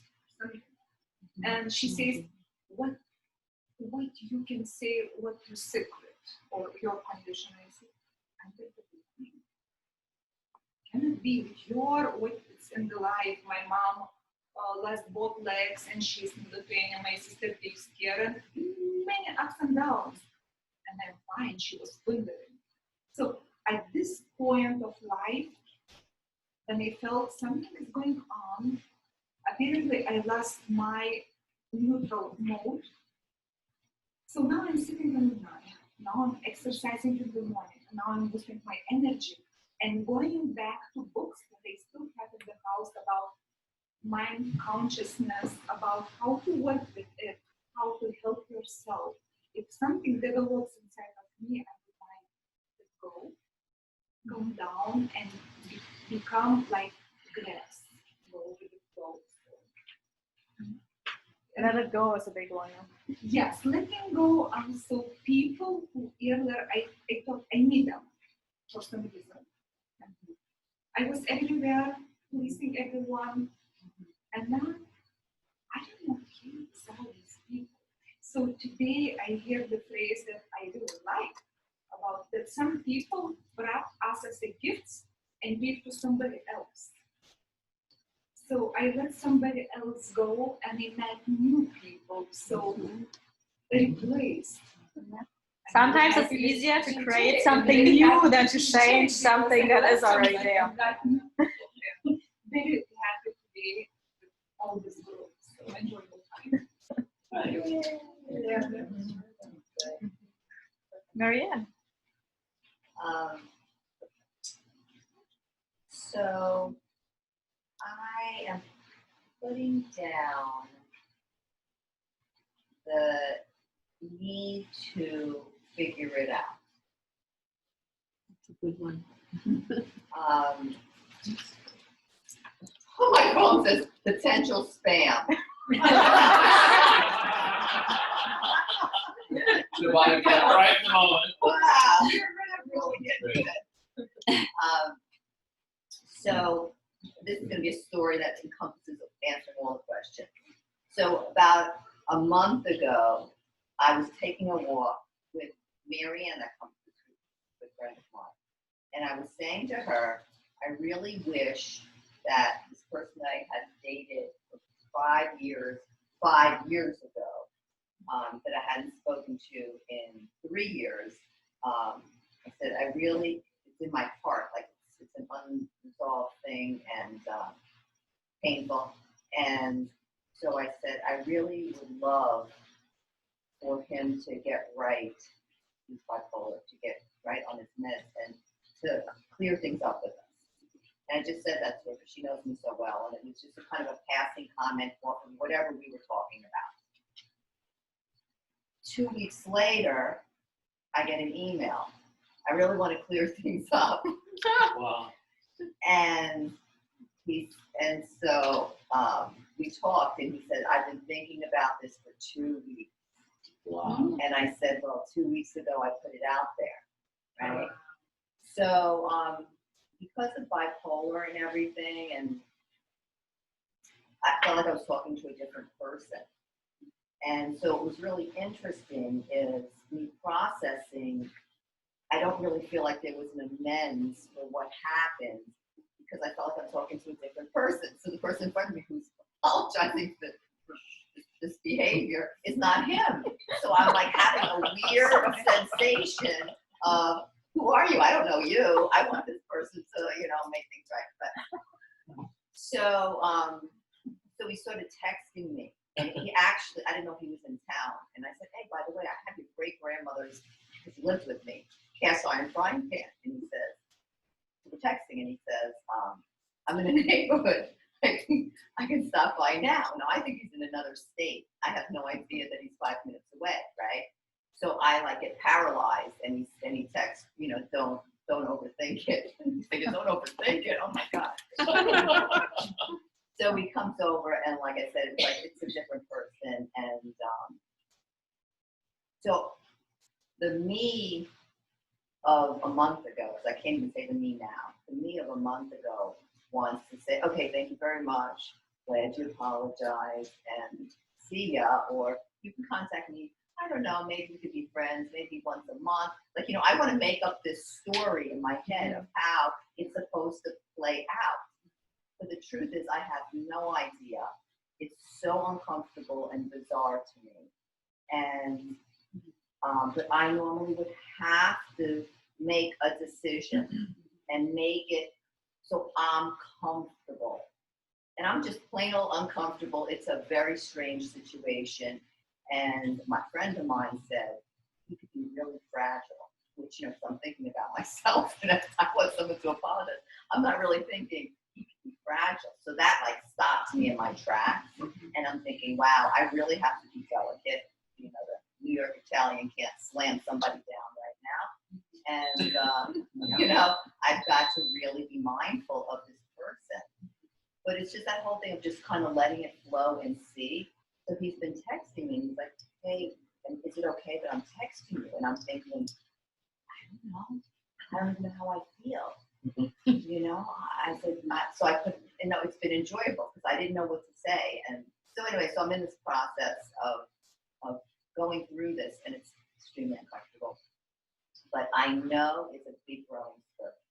I know it's a huge growing spurt because God brought him here in 2 weeks. Boom, you know, it was like, so that it's a real big one.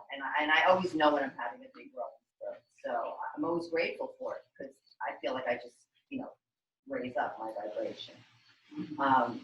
So the beach, the beach thing is, I started hiking a few years back. My daughter moved to Denver, and I realized, wow, I really like hiking in the mountains.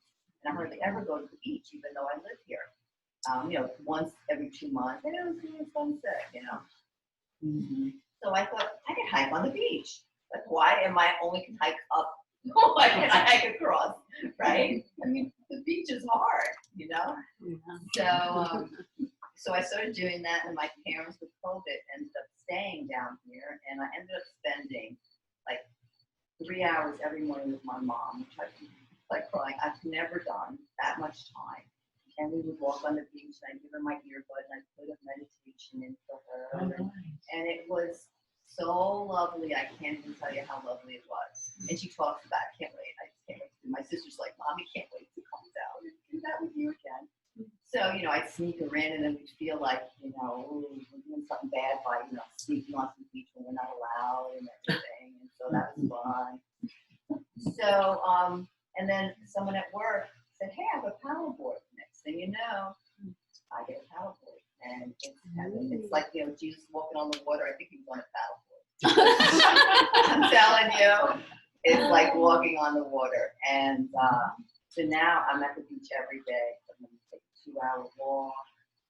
I do lunges. I do all this stuff. And I haven't gone back to the gym. And I'm a gym person, and I'm not a gym person. Change. So because of the weather, and I had stubbed my toe, I hadn't gone to the beach in maybe a week. And I went back a couple of days ago, and I literally feel like I'm in bliss when I go there. It is the most incredible sensation. So it's that being in the moment and really feeling myself like, you know, it's just like and I'm vibrating because it's so intense being there.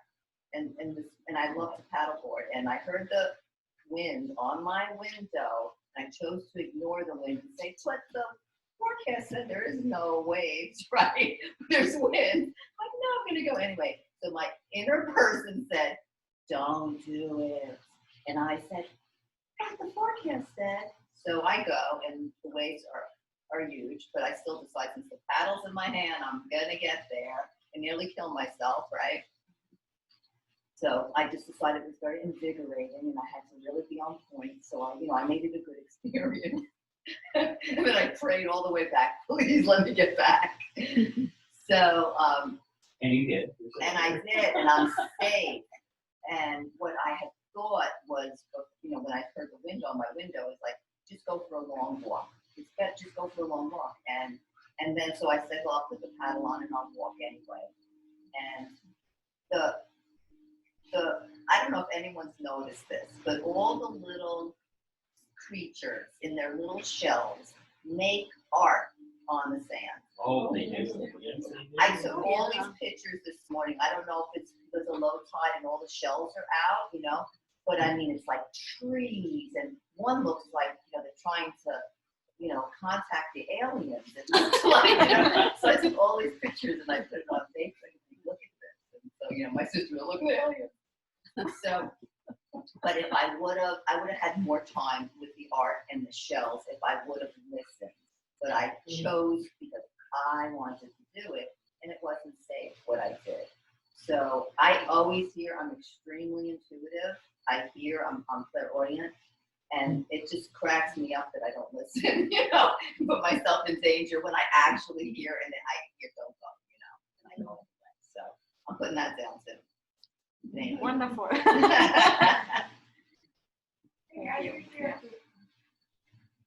Sky.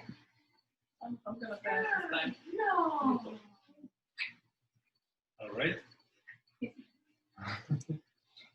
Well, like I heard before about having a question about what's happening if I really want something that doesn't come.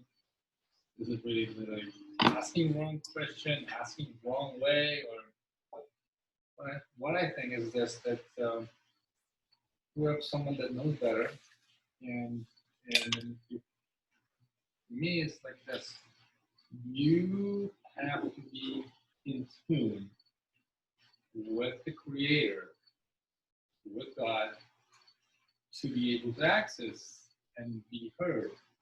That because if you wander off too far, he's not going to be calling you back, and he'll wait for you to come back, and then you can still have a conversation with that. But if you go too far out, you can ask all kinds of questions that won't be answered. So there is free will that you have to exercise. Yeah, and he made us the way that we get to choose. We want to be with the Father, or we want to be on our own. So if we're on our own, then we really on our own, and there's all kinds of not really good things waiting.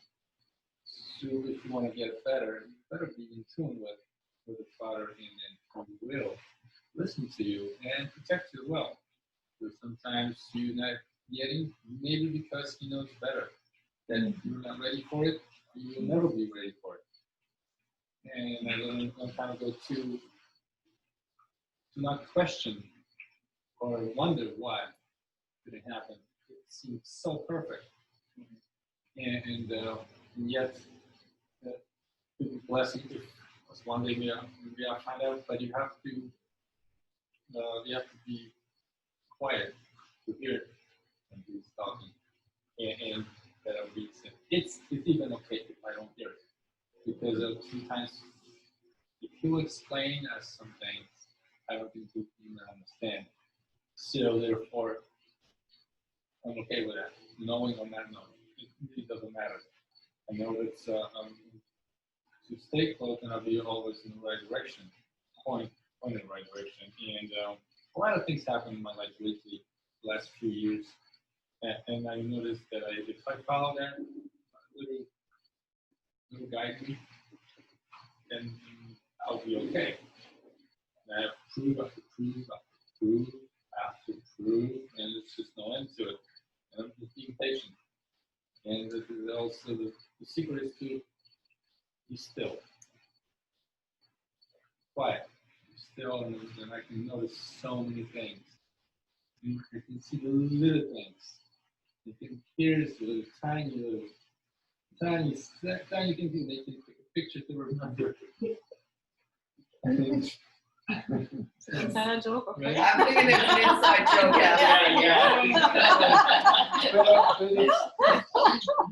So sometimes I see something, I take a picture, I send it to her, and she said, "Oh, how do you notice that?" I said, "This is all around us all the time, we just don't see it." It's a little tiny flower or some butterfly or something. Without being inside and outside, working outside as well as inside, and but always being visible because I'm working, but I'm still paying attention. And you can see all these nice things, and it makes the day goes faster, and it's always good. Every day, it doesn't matter if you work really hard, really physically hard, it was still a great day. You have accomplishment, and then you saw some things at that day, and then you can share it, but only if you were paying attention. Otherwise, it would just walk by you, and then people say, you hear that all the time, oh, it's another day. You're going to have another day every day for the next 10 years. It's going to be just another day, and then you die, and then what? Where's your legacy? What, you can tell somebody? But add to that, another day in paradise. Amen. Yeah, so you can change that, and then every day can be something. And always, it's always something happening. You can always a little thing, but it's great thing to share. And but if you still. Yeah, I like that point. Be still, and like especially when something is coming up that you wish to attract and things, we are just running around. And then when we are still, we know. I mean, like with meditation or just prayer or like whatever you have to do to be still, stop it, whatever you're doing in order to hear the voice. Yeah, and the biggest thing also was to me, like, because then I don't have this all for me, but it's a great thing to share some all this experience with someone. And that's why it was answered for me as well. Yeah, it's like, so what are you still laying down? Sky, and then I get to share all that with her. Yeah. She sees the same way, so we can share back and forth. Yes. Do you still have something that you have to lay down? No, not really. Or did you take the last 3 years to completely? I did. In your completion. It completed itself. It's something that will be complete at the proper time, proper way, and while I'm going along with it, and I'm doing everything in my power to make that happen. I'm not laying back. I'm working.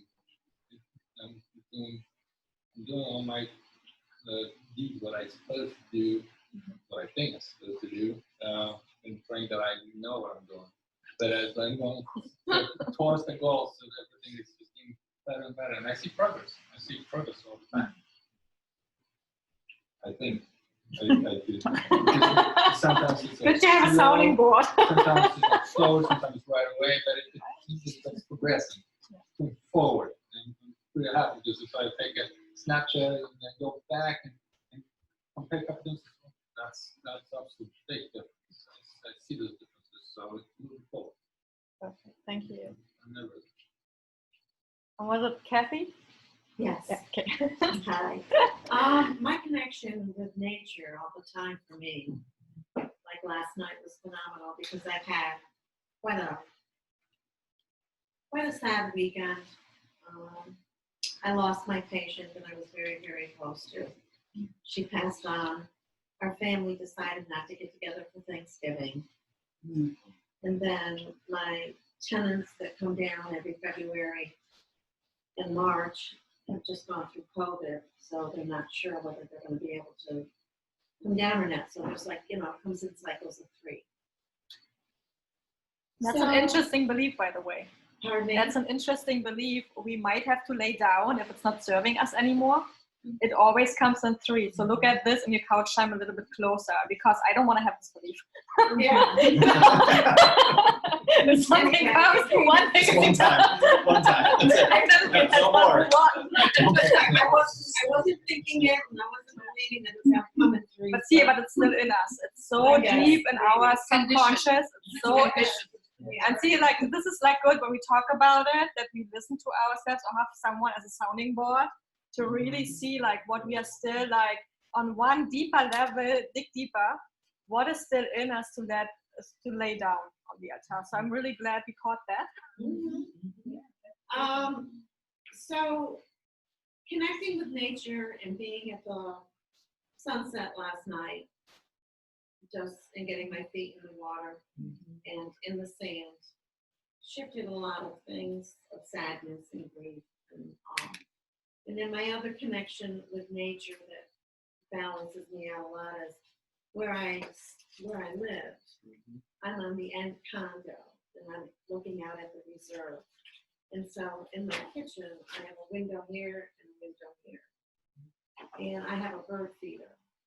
So a lot of times when I'm meditating, I meditate there because the sun comes in and I just see the birds, cardinals and blue jays. And it's just a very healing thing for me. And so I go into a lot of, what's going on right now and searching to find some more work and whatnot that I like. My whole thing is I'm very much more relaxed than I was years ago when I went through it. It's because I let go and I let God and I tell him I'm his child and that, it's up to him. And then I go and say I'm to be still and know that I am. And all of these affirmations and things I repeat through the day and they calm me down and take me out of any anxiety. Beautiful. And, know that everything's going to be all right. It's happened in the past. I've come through it, and I'll come through this again. So surrendering. Because there's no other. I mean, that's it. Yeah. Thank you. It's beautiful. Ellen. Hello. Ellen, your turn. My turn. Yeah. Oh boy. After everybody, I'm glad I'm not the last. We got two more. Yeah. You got 2 minutes. Are we still at the beginning? We have 9 more people online. Yeah, okay. First off, I just want to say this getting together, this is our 3rd or 4th time I've been a part of this. It's been the 3rd time, I guess, and it's been very uplifting, getting rid of things, clearing things, catching what my thought process is, what's going on in my head, being more aware. The connection that has developed, the wonderful talk I had with Carissa this week was just transformative. I'm grateful for my connection with everybody here, and in particular, Oscar and JJ. I'm really grateful for that divine experience. And my mom. And thank you for showing up. Yeah. Thank you. Thank everyone for showing up. I know. And you, I haven't seen this one in so long time. Yeah. So The funny thing, it's like, Naples is so small, it's always the same people everywhere, so. Yeah. Right? In every class, like, in every go. well, I think, it's Yeah. interesting to say that, and I know I'm not answering the questions, but that is a true point. It's interesting how we have all come from so many different places of the world, not just of this country, but from around the world. And yet we all have this synergy, this energy, this spiritual dynamic that is interwoven in all of our lives. And I see that, and I stand in awe of divine spirit to say, we are part of, if you will, a tribe of spiritual beings that are being brought here for a reason. And I think some of that reason is yet to unfold. Souls run fast. Yeah. That's what somebody told me once. Well, souls run fast. Souls run fast. Souls run fast. That's interesting. I like that. I do. And you can see, like, really. Yeah, oh yeah, you do. You get around it. That's right. You know, like Valentina, the minute I met her, it was like, yeah, there you go. Right? And the same interests, and we are at the same level of growth. And the vibration is attracting us because we're all in a similar vibration, looking for similar things in life, to be happy, to be free. And I think this is attracting us because we want to grow. We want to be. And it's like with the tuning better, forks, every vibration is like for the higher one. You're always attuned to the higher vibration. So, I mean, of course, like JJ goes out and she has like 10 new friends every day. Every day. We don't have, there are no strangers, they're just friends we haven't met yet, That's right. That's right. Yeah, JJ picked me up in a Reiki meditation a year ago now. Yeah.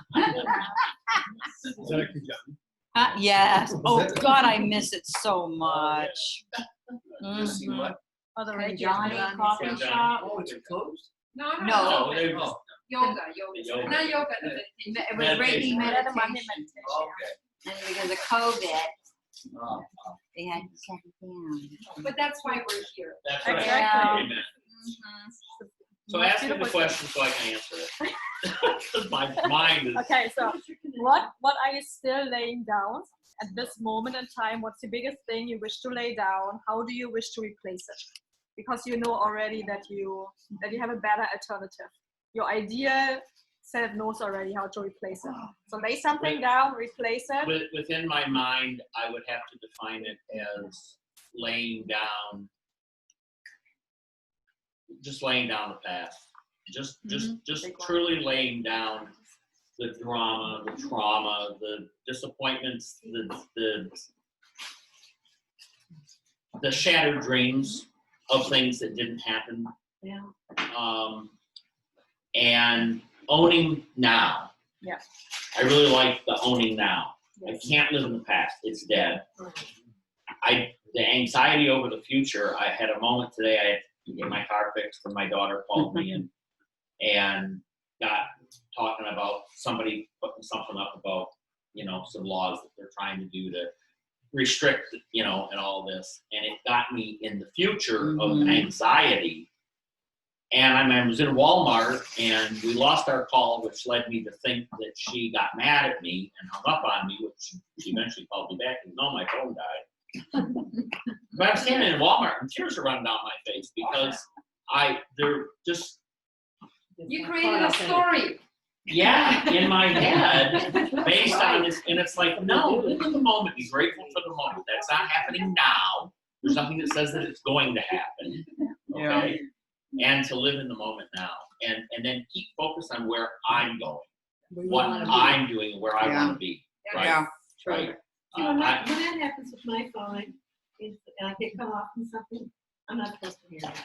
Yeah. Well, and you might have been in a conversation. I was. No, I know. Sometimes you're right. Usually it doesn't affect me. But with my kids, any of you know me well enough to know my kids are my heart. They're my energies, so to speak. And I love them dearly. And I thought that I projected, instead of just letting it be neutral, I projected it that she. And that's not like her. She's never done anything like that to me before. Yeah. But in that moment, it just. That should have made you and on that note of affirmative prayers, and somebody said something about years ago, a snake, right? Somebody said about getting a snake. Oh, me, And, yes. And it's like my daughter, a couple days ago, 4 or 5 days ago, called me and she said, "Oh, I had the most terrible dream." And she says it was as if I was going through an intersection. She said it was as if I was going through an intersection, and she said, "Just pray for me." And she didn't tell me what happened, just to pray for her. And so we did, and I mean, put her in the light, covered her with angels, and then we forgot about it because it's been nearly a week, and she was coming back from my son's who lives out in the country, and she was going through. This is what I bought, right? Two-way stop. Okay, right. And so this street stops. The street she's on doesn't, because it's 50 miles an hour. And she just caught headlights, and she was aware enough. And this person going 50 miles an hour never stopped at the stoplight, and it stop sign. And if she had not been aware, she literally stood. Before I took her van, I put brand new good brakes on it. She's standing on it. So glad you did. She says, I literally have never stood on my brakes that hard. And she said, if I hadn't, she said they did that. And then she'd forgotten about that, the premonition. And called me the next morning. She says, "Didn't I tell you about having a premonition of that happening?" And I said, "Yes, you did." And we prayed. And the power of prayer, and always keeping ourselves and those that we love surrounded in the light and surrounded in prayer and the protection. Yeah, this is the moment when you have this, do it in prayer and really cancel it right away, because this is like something you wish to pass. Right. Yeah. So you have to pray about it and cancel it right away. God, what I really mean, we have free will, as Jacek said, we have free will. We can experience whatever we wish. That's right. So I mean, are we choosing God's will and aligning, like with the will that He puts in our hearts? Are we aligning and going for? And can I just one of the things I've been laying down? It's taken me years. I've been divorced 21 years, and I won't get into the whole story. But 21 years ago, the divorce, she held with this belief that this person was the reason for our divorce. And I didn't have any person in my life that she claimed I did. And so for 20 years or more, I've said, okay, well, I'm divorced. You know, where is he? Oh, we're waiting.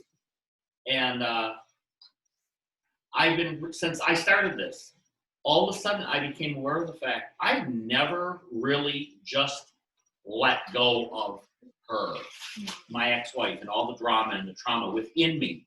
And I had an experience the other day. She's out visiting our son in Tacoma, Washington. And the Lord, I woke up, I went to bed actually with the thought. And it was like, I know the voice of God, and, you know, the voice in the spirit. You need to call and pray with her. She's going through stuff and needs your prayers. And I was just driving, and it was like, call her now. And she says, I can't believe the timing of this. She says, Stevie just left. I'm sitting here alone. And I didn't know what to pray about. I just told her, I said, Lord's laid it on my heart to pray for you, and I'm calling to just pray for you. I've never done that in 22 years, or 21 years, whatever it's been since we divorced. And it really touched her. I know it did. And it was a part of it for me. It was for her, but for me to just let it go. So just remember, when you have a person in your life, sometimes it's meant to let go if it serves you better, because you have to open the spot energetically for someone else. That's I mean, right. there is no way another person can come in if you still have your wife in this energetic spot. That's right. And for 21 years, you didn't let go. I mean, like, imagine, like, you could have. And I thought I 20 had. years If you'd ago. asked me, I thought I had. Yeah. But I just, through this prayer and things, I just It realized. has to be aware. I mean, it's with everything. We have to put it in front of us, and that's why we write a lot of things down. Because when we write it down, it's really more into the consciousness of things, and then the mind-body connection can actually catch up with us. Mm-hmm. And then we can cancel, we can edit, whatever. So, like, yeah, some things have to be revisited, because even when we put it on the altar, sometimes it's like, oh, maybe I want to play with it a little bit longer. I let it go. I know I let it go. But actually, you know, that's... Oh, right. You're vegan. We do that. We all do that all the I time. can't do that. I I couldn't do vegetarian. Yeah. Well, let me call this person just to see if this person still as miserable as last time. I was like, God. You know, when we write something down, sort of our thoughts, it's really the first step of beginning to manifest it, because you're taking it out of your mind and you're putting it into sort of a semi-physical. It's beginning to create that way. Mm-hmm. So the writing, I love writing. That's why we have so many and we write all the time. Okay, Ellen, second part of the question though. Oh, second part. Oh, I'm sorry. What's that? It's like, what's your nature experience? Oh, nature experience? Recently? Or when do you flow with nature? However you wish to answer this question. When do I? Well, I totally relate with the beach. Sunset, being at the beach, walking the beach, the little. I love that. I just love the little birds and the little things. It's very meaningful. I'm a bird. I know. I've always been a bird person. I love birds. And watching them and just appreciating them, the life that they are, the light that they are in our world. And Perfect. yeah. And I've been I told my mother the other day, I've been very keenly aware of the fact that the spirit of my cat or cats in my life have really been with me a lot lately. I've caught two of them in my house just peripherally, and I know energy can feel. Yeah. I know it's one or both of two that I love dearly for years. Mm-hmm. That's special. Yeah, that's special. Either walking down the hall, all of a sudden, you know. Mm-hmm. Yeah, they love us. They chose us. Oh, yeah. Yeah, they don't leave. Mm-mm. Go ahead. Yeah, please. Please. No. It's gonna be short, but I mean, come on. Wow, give us time. Just like poets, authors. Goodness. That's tough. Come on, you're the principal. So I'm letting, you know, as we were going, I was just writing some things down, letting go of the illusion, and you know, as I was writing down, they just get brought up, you know, like every time the physical self, you know, just how we're physical. I guess in the past couple of weeks, the illusion of just how powerful the mystical is, right?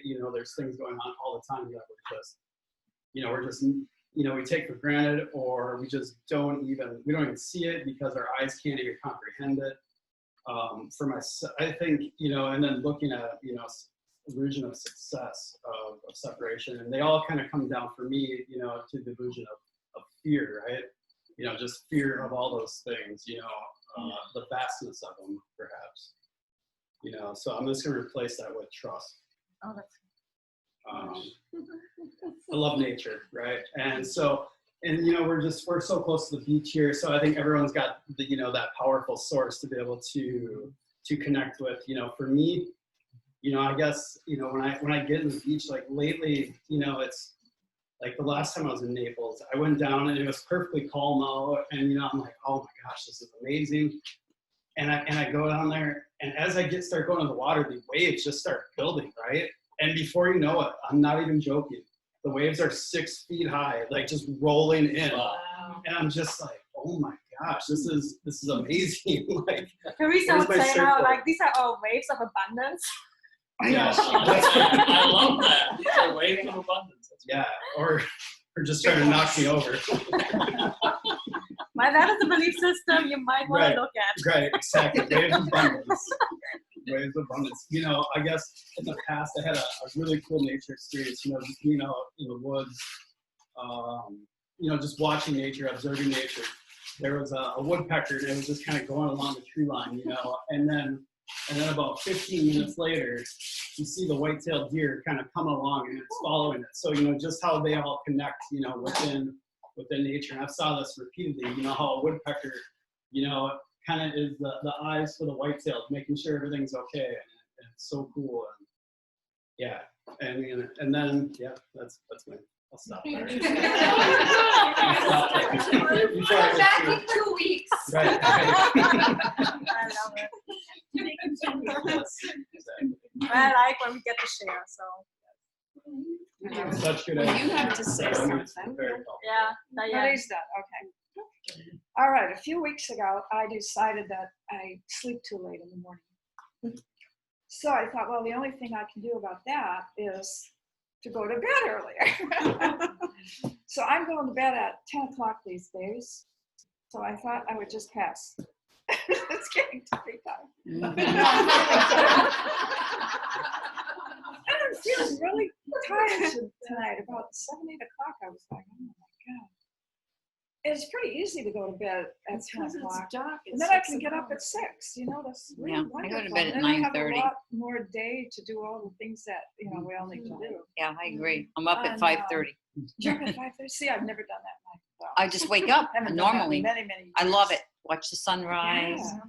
Yeah, because now You get more done. light at what? 7? No, Yeah. to get up early. Yes, yeah, but I get up at 5:30, but 2, 3 o'clock, I'm ready for a nap. Yeah. How long are you taking that? Okay. You know what? It's time for dinner. Give yourself permission to wake up. Actually, at 5:30. And you still have to talk. What is your What's So my speaking of- nature? Yeah. No, we'll leave it around. No.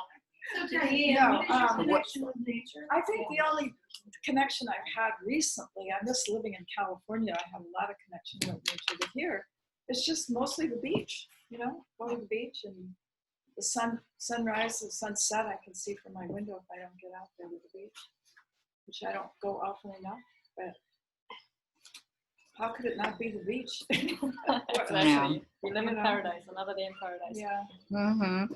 Okay, so I give you the option since it's pretty late already. It's 9:25. I know a lot of some people. It's my get up husband's early. bedtime right now. Have to tuck in their He has husband. to be to bed by 10, so we gotta get her home.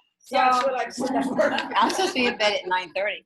Whoever, just show of hands. Is anyone still interested? I mean, you can go.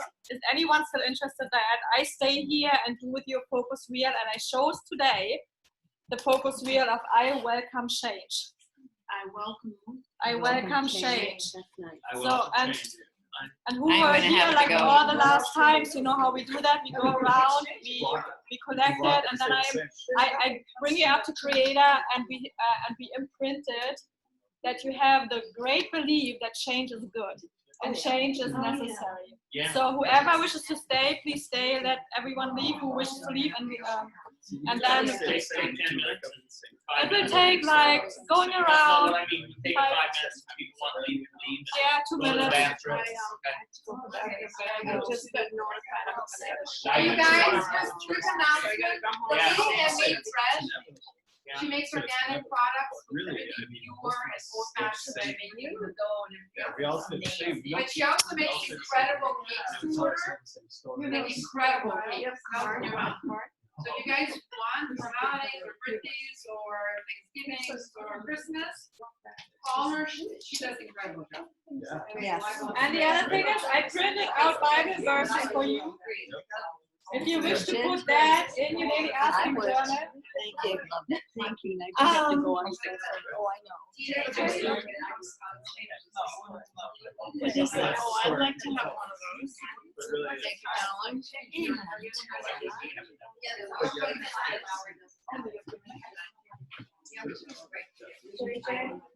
So I would love to do that, but I just got notified I have a showing tomorrow and I have a doctor's appointment I have to race out for. So it's exciting. I had it yesterday. I got a break today. Yeah, the recording will be on MTN eventually, so you can always rewatch it. Oh, okay, good. Yeah. My God, Thank you guys. What's the total? This is 10 and this is 20. So she's Yeah.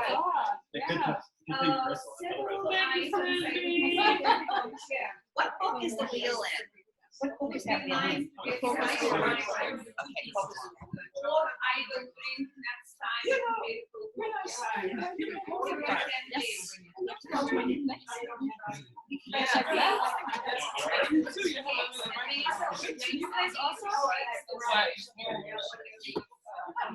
I have been. I had talked. There's more nature stuff on the TV here. I don't have that. You guys want to see the dolphins? This week. Yeah. Not the crib, but another one. There is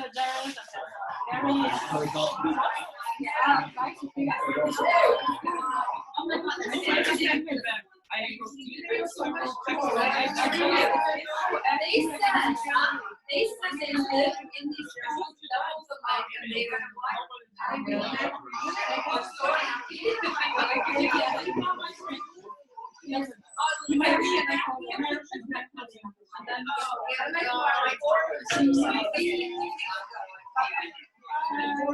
what was he saying? Agua. You were saying agua. Making noise out of this hole and it sounds like saying aqua. As he's saying that, it's so smart.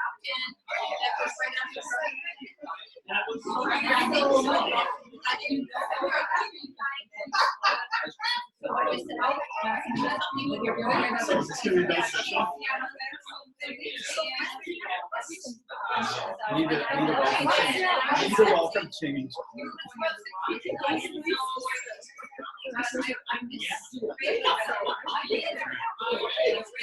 don't have enough fire.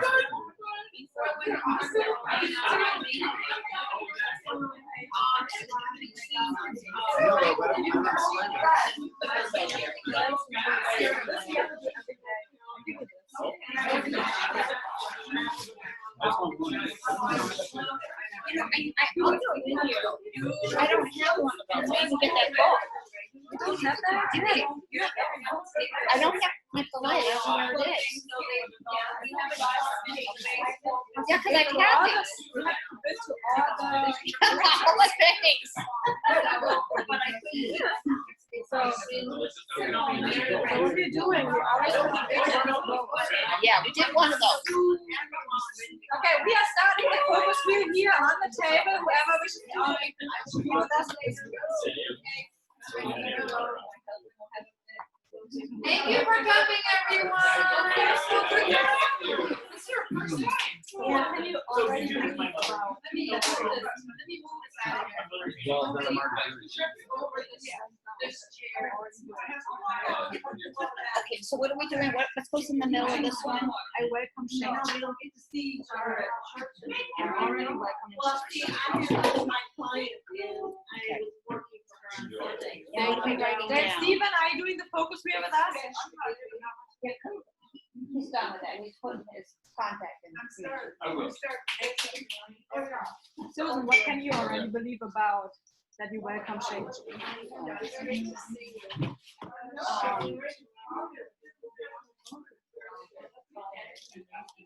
Yeah, so next time. And I welcome joy. we can bring more items. Because change is joy, right? Yeah. So change is joy.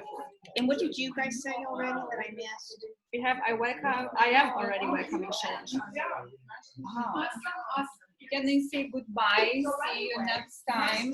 Yes. What is Thank you so much. great? Thank you for the bread. Thank you.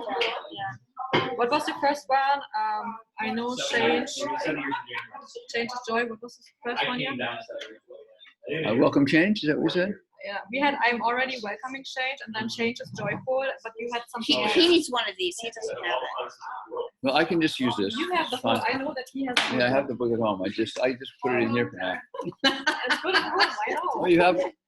And what did you say for the first one? I'm already changing. Oh, that's what you I'm said. already welcoming. This is Yeah, good. I welcome you. What did you say? Can I squeeze here on the end? Yeah. In this corner? Enough space. Can I just tear it off? Well, thank you. Huh? Oh, okay, thank you. I'll control that. Okay, so we have I'm already welcoming change. I know change is good. Change is joyful. James Stephen, what can you believe about change? Oh, where did you get these? I don't, that was- Change opens she all gave me- At the possibilities. dollar store. Do you have any extras? No, for that? she gave him all out. Dollar. At the dollar store. $1. What dollar store? Huh? What dollar store? $3, I think it's That was called. the first one. Where? We're at 41 and Immaculate. Where do you live? I love these. You don't understand how much I love these.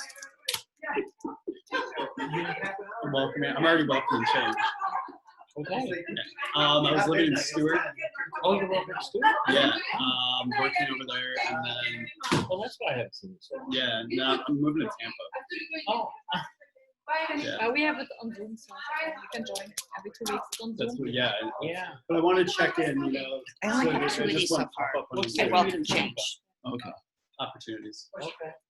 Yeah. Okay, what can we believe about change? Okay. I only have 2 written down. You've got 4. So I am already welcoming change. I know change is good. Change is joyful. Did you enjoy it? Oh, I guess so. Okay, I have the best is yet to come. Yeah, I like that. Okay. Change opens. Caught up where you're at. Change opens wonderful potentials. Okay. Change opens potentials. And then take the next one. Change brings opportunities. Wonderful. What is? Change opens wonderful potential. And then we have change brings opportunities. Alan, what can you believe about change?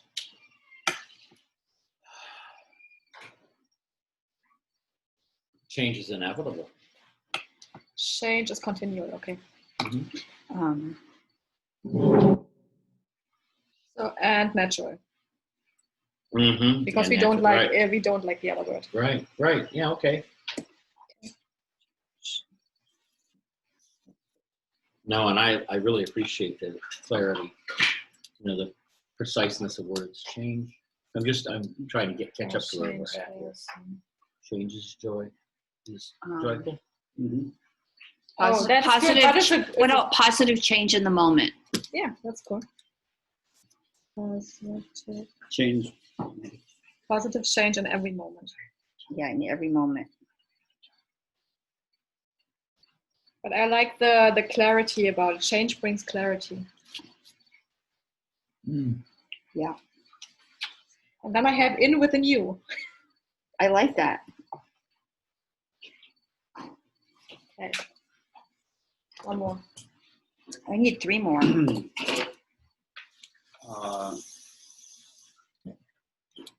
on, guys.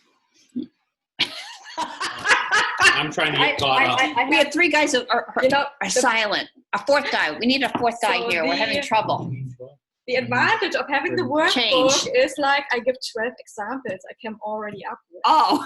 So if you ever buy the workbook, you can look here. See, I think I must have it, right? You have that. I just don't know where Also, it what is. can you believe about change? Helps us grow. Yeah, that is a very good one. Helps us grow. JJ, what can you believe about change? It's perfect. Is what? Change is always perfect. Okay. I need 1 more.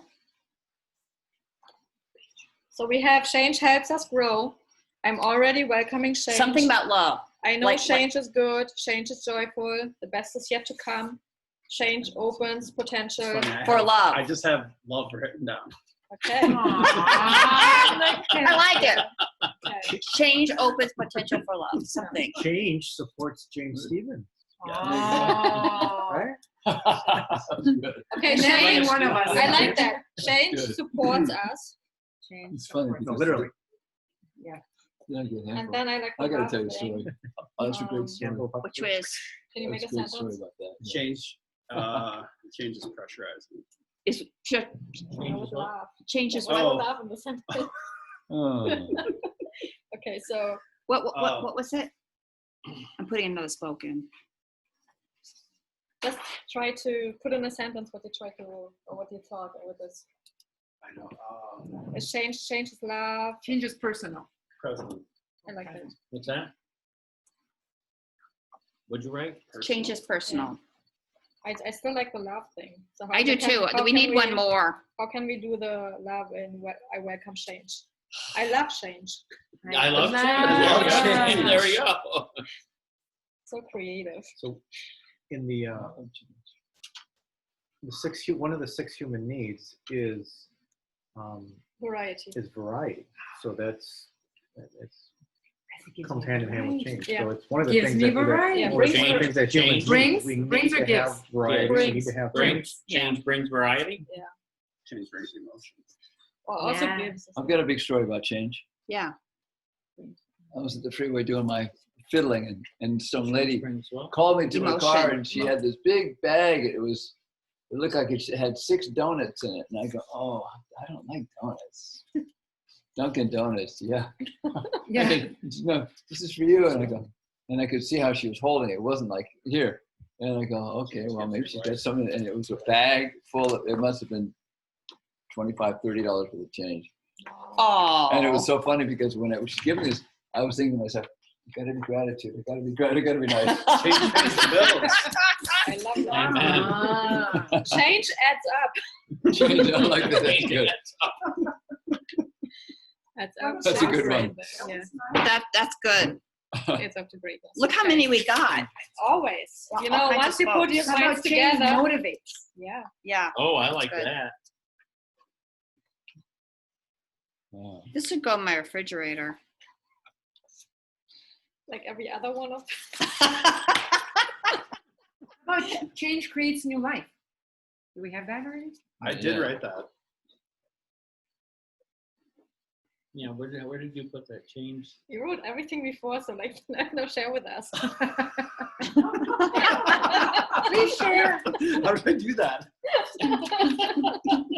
Okay. Yeah. Yeah.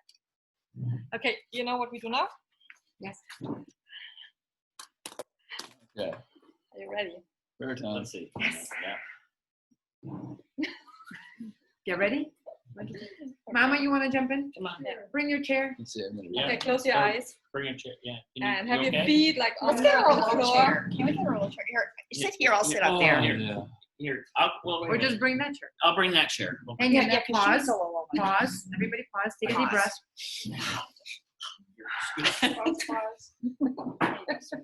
Thank you.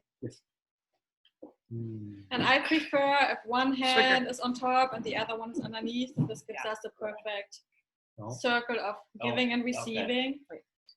Okay. Am I doing this right? Right. I have to be fit. So this is how we start. Change. Is that right? Wait a minute. No, change. Opposite? Yeah. Now change. Okay, so Let's there see. we go. No. Yeah, this is no euro. Wait, now it's perfect. Thank Now you. it's perfect. Awareness. That's right. Now we're all like Okay. batteries. So are your feet on the ground next to each other?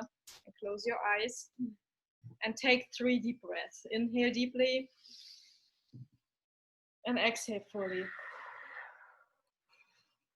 Inhale deeply.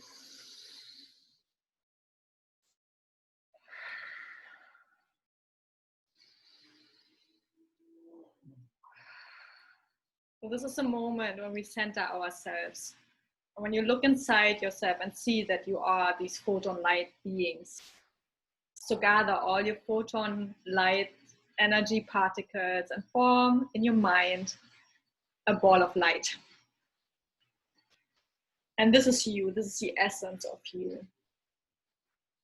So now send this ball of light out of your feet into the earth and let it gather all the grounding energy, all the earthly grounding energy. And once you've done that, come back into your feet and then leave that grounding energy in your body, because your body will now sit here and we will go to be with Creator face to face. So take your ball of light and bring it out of the crown of your head and let it sit on the crown of your head for a moment and let it spiral and see how beautiful you are. This is the essence of you. That's your ideal self. This is the blueprint you have. That is everything you are. This agreement you have coming here to earth. So now imagine this ball of light going higher and higher into the atmosphere and leaving this house behind and seeing underneath Naples and going higher and higher. And you always go faster and faster, higher and higher. So you see the earth underneath you. You're leaving the earth behind and all our planets and our sun system and our solar system. And then we're seeing the Milky Way. And then we see the whole galaxy. And this galaxy is ever expanding. However, after that, we see like a layer of white light, and we go through this layer of white light, and then we go through a layer of dark light, and another layer of white light, another layer of dark light. And we do that 7 times. So imagine your ball going through the light, the dark light, the white light. And then you come to an area that looks like a golden light. So go through this golden light and see that all your guardian angels or the masters are right here. And you can acknowledge them. You can ask someone to go with you. Whoever you believe is your guardian angel, or like, so everyone is in this dimension, in this golden light. And then you come to an area that is very sticky. It's like a jelly substance, and we have to go through that as well. And this jelly substance is all the laws that have to be in place, that were put in place, that we can live in this physical realm, in this manifestation. So we have the law of attraction, we have the law of gravitation, we have the law of lift. So every law there is. And this sticky jelly-like area is like, has a lot of colors, because every law has a different color, and just acknowledge them, because now we leave them behind. And we see an opening. It might be rectangular or circle, whatever you imagine this opening looks like. And it's an opening to a vortex. So you see everything swirling. And you decide to go into this vortex. And you spiral through. And when you come out the other end, you know we are in the dimension of oneness, pure oneness. Because now there is 0 ball of light left. There's only our particles dispersed with all the other particles there are. And now we know in this space we are here, that there's only one space, one time, and everything is intertwined. So in this moment, everything is love. And that's the only feeling we have here, love and bliss. And it's beautiful, whatever color you imagine. It's a pearl luminescent light. It's just a feeling you have here, so perfect. So inhale this perfectness, perfect light, this perfect being, and embrace it, let it flow through you completely, and know that you are just a spurs, like everything is one. And it's here that you realize, I am that I am. God is in me, God is around me, God is me. I'm created in His image. All of these sayings you heard, now it's truth, because here, this is the best place to do changes in the material world, because here, everything is immediate. And it's here that we bring our current asking in front of God. And please repeat after me. Dear Creator of all that is. Dear Creator of all that is. I command that I know what it feels like. That I know what it feels like. To welcome change. To welcome change. And accept change. And accept change. And love change. And love change. And to be change. And to be change. Thank you. Thank you. It is done, it is done, it is done. It is done, it is done, it is done. Now show me. Now show me. So now you look, just take a moment and breathe. And just see what you're seeing. What does it mean to feel like that you know change is good? That you are change? That the images flow? That the feeling flow that change is good? Let it download on you right now. Let it be into your every cell and every particle that is dispersed here. Let it feel that change is good and that you welcome change. It's so welcome. Change is so welcome. And then you can let go of anything that is less than, or the restrictions you put on yourself, and staying in the same rut, staying in your hamster wheel, or whatever that is. So let that actively go. So inhale change. And exhale all the rest. Whatever comes to you. If you see a wall in front of you, take a hammer and hammer it down. If you see a boulder in front of you, chisel it away at one time. Just, like in Star Trek, just have it beamed away. Whatever it means, whatever restriction you feel, with this new feeling, with this new knowledge that change is good and you welcome change. Throw away everything that is less supporting. Let God show you what has to be done. And maybe you see colors. And maybe you have a feeling. Welcome it all in.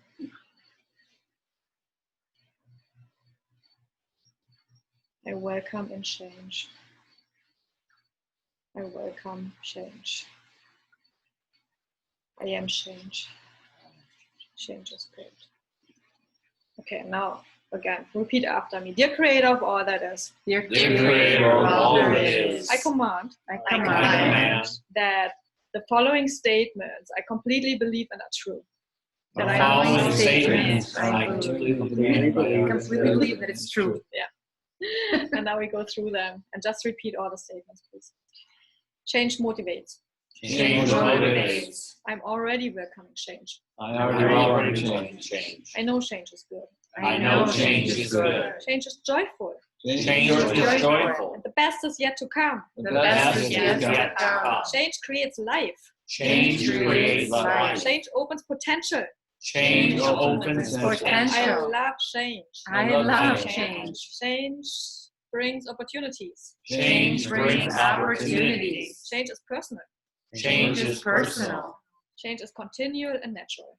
Change is continual and natural. Positive change in every moment. Positive change in every moment. Change brings clarity. Change brings clarity. Change adds up to greatness. Change adds up to greatness. In with the new. In with the new. Change supports us. Change supports us. Change is always perfect. Change is always perfect. And change brings us variety. Change brings us variety. Change helps us grow. Change helps us grow. I'm new every day. I am new every day. Change is healthy and good. Change is healthy and good. Change is exciting. Change is exciting. I can depend on change. I can depend on change. Change keeps life interesting. Change keeps life interesting. A desire for change sparks growth. A desire for change sparks growth. Amen. Happy New Day. Happy New Day. I have changed many times before and I turned out great. I changed many times before Turned out great. and I turned out great. And change brings with it the promise of a bright future. Change brings with it the promise of a bright future. We are born to grow, expand, and change. We are born to grow, expand, and change. Thank you, Lord. The stand, the stand, the stand. Thank you, Lord. It's done. It's Done. done. Yeah, now show me. Now Now show me. Stay with change for a moment. With the beautiful concept of change. That is my friend. Yes. Change is here for me. Change is here for me. Yes. Oh. And we can feel the joy in change right now. So, in this state of love, when you welcome change,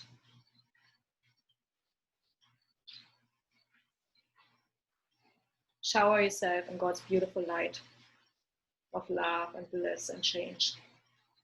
And know that He's already taken care of you. He already provided. He provides so much better for us than for all the other creatures on earth. He clothes us better than the lilies. And we know He's our biggest resource. We can depend on Him.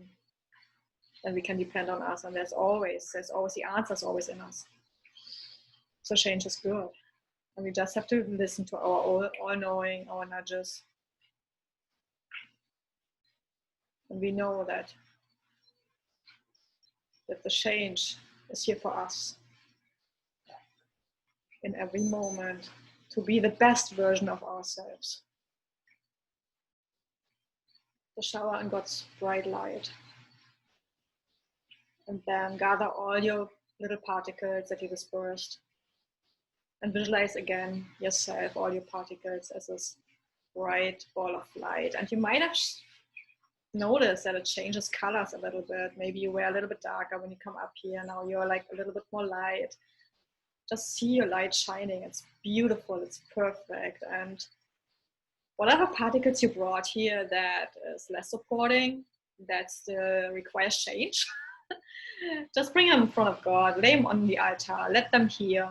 God can take care of that. It's like we've grown out of that. Obviously, we only require what we put together in our new self right now. And now that you see this even more perfect self of yours, go back through the vortex and to the jelly-like substance. And just know that when we come back to the physical body, we are so thankful that all these laws are in place. We are not under the law. However, we play with these laws and we play this game of life with all of that. And we agree to it. We've made a contract to come here to experience all of that, including all the change.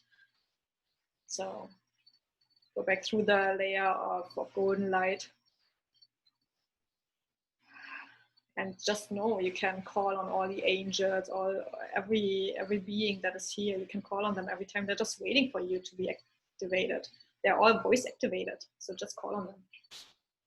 Invite them into your life at all times. They're here for you and they have the knowing and they give you the nudges. They are here already. It's just do you see them? You acknowledge them. And then come back to the layers of white light and dark light into our galaxy and hone in on planet Earth. Find the Milky Way. Find the earth. Find our spot in paradise right at the beach where everyone is so happy. And then come back to JJ's house and find your own body. And come back into the crown of your head. And come out of the soles of your feet again into the earth. Get more grounding energies for the weeks to come, for the next moments in life. Take all this grounding energy back into your feet. Yes. And then disperse your white ball of photon light energy everywhere in your body. Every cell is happy, every cell is energized, every cell welcomes change. And every cell is changing all the time. Do you know, like we change in our body, our whole entire physical body is changed in 7 years. Yeah. And like the little cells in our colon every 3 days. Our blood every 6 weeks. Our blood cells. We change all the time. Change is natural. So our whole entire body is like every 7 years, it's completely new. So let's do it like the perfect version of ourselves at all times. We have the blueprint. We just have to remember and go back to that. Yeah. Okay, so now open your eyes. Welcome back. And put your hands together and make an energy break. Just. But we have the illusion of separation here, even though we are oneness. Okay. Everyone ready for bed? Or to energize? We are rejuvenated and new. Okay. Yeah. No, absolutely not. Okay. Remove changes. Yeah. Thank you for joining. It was beautiful. Even you have more lights.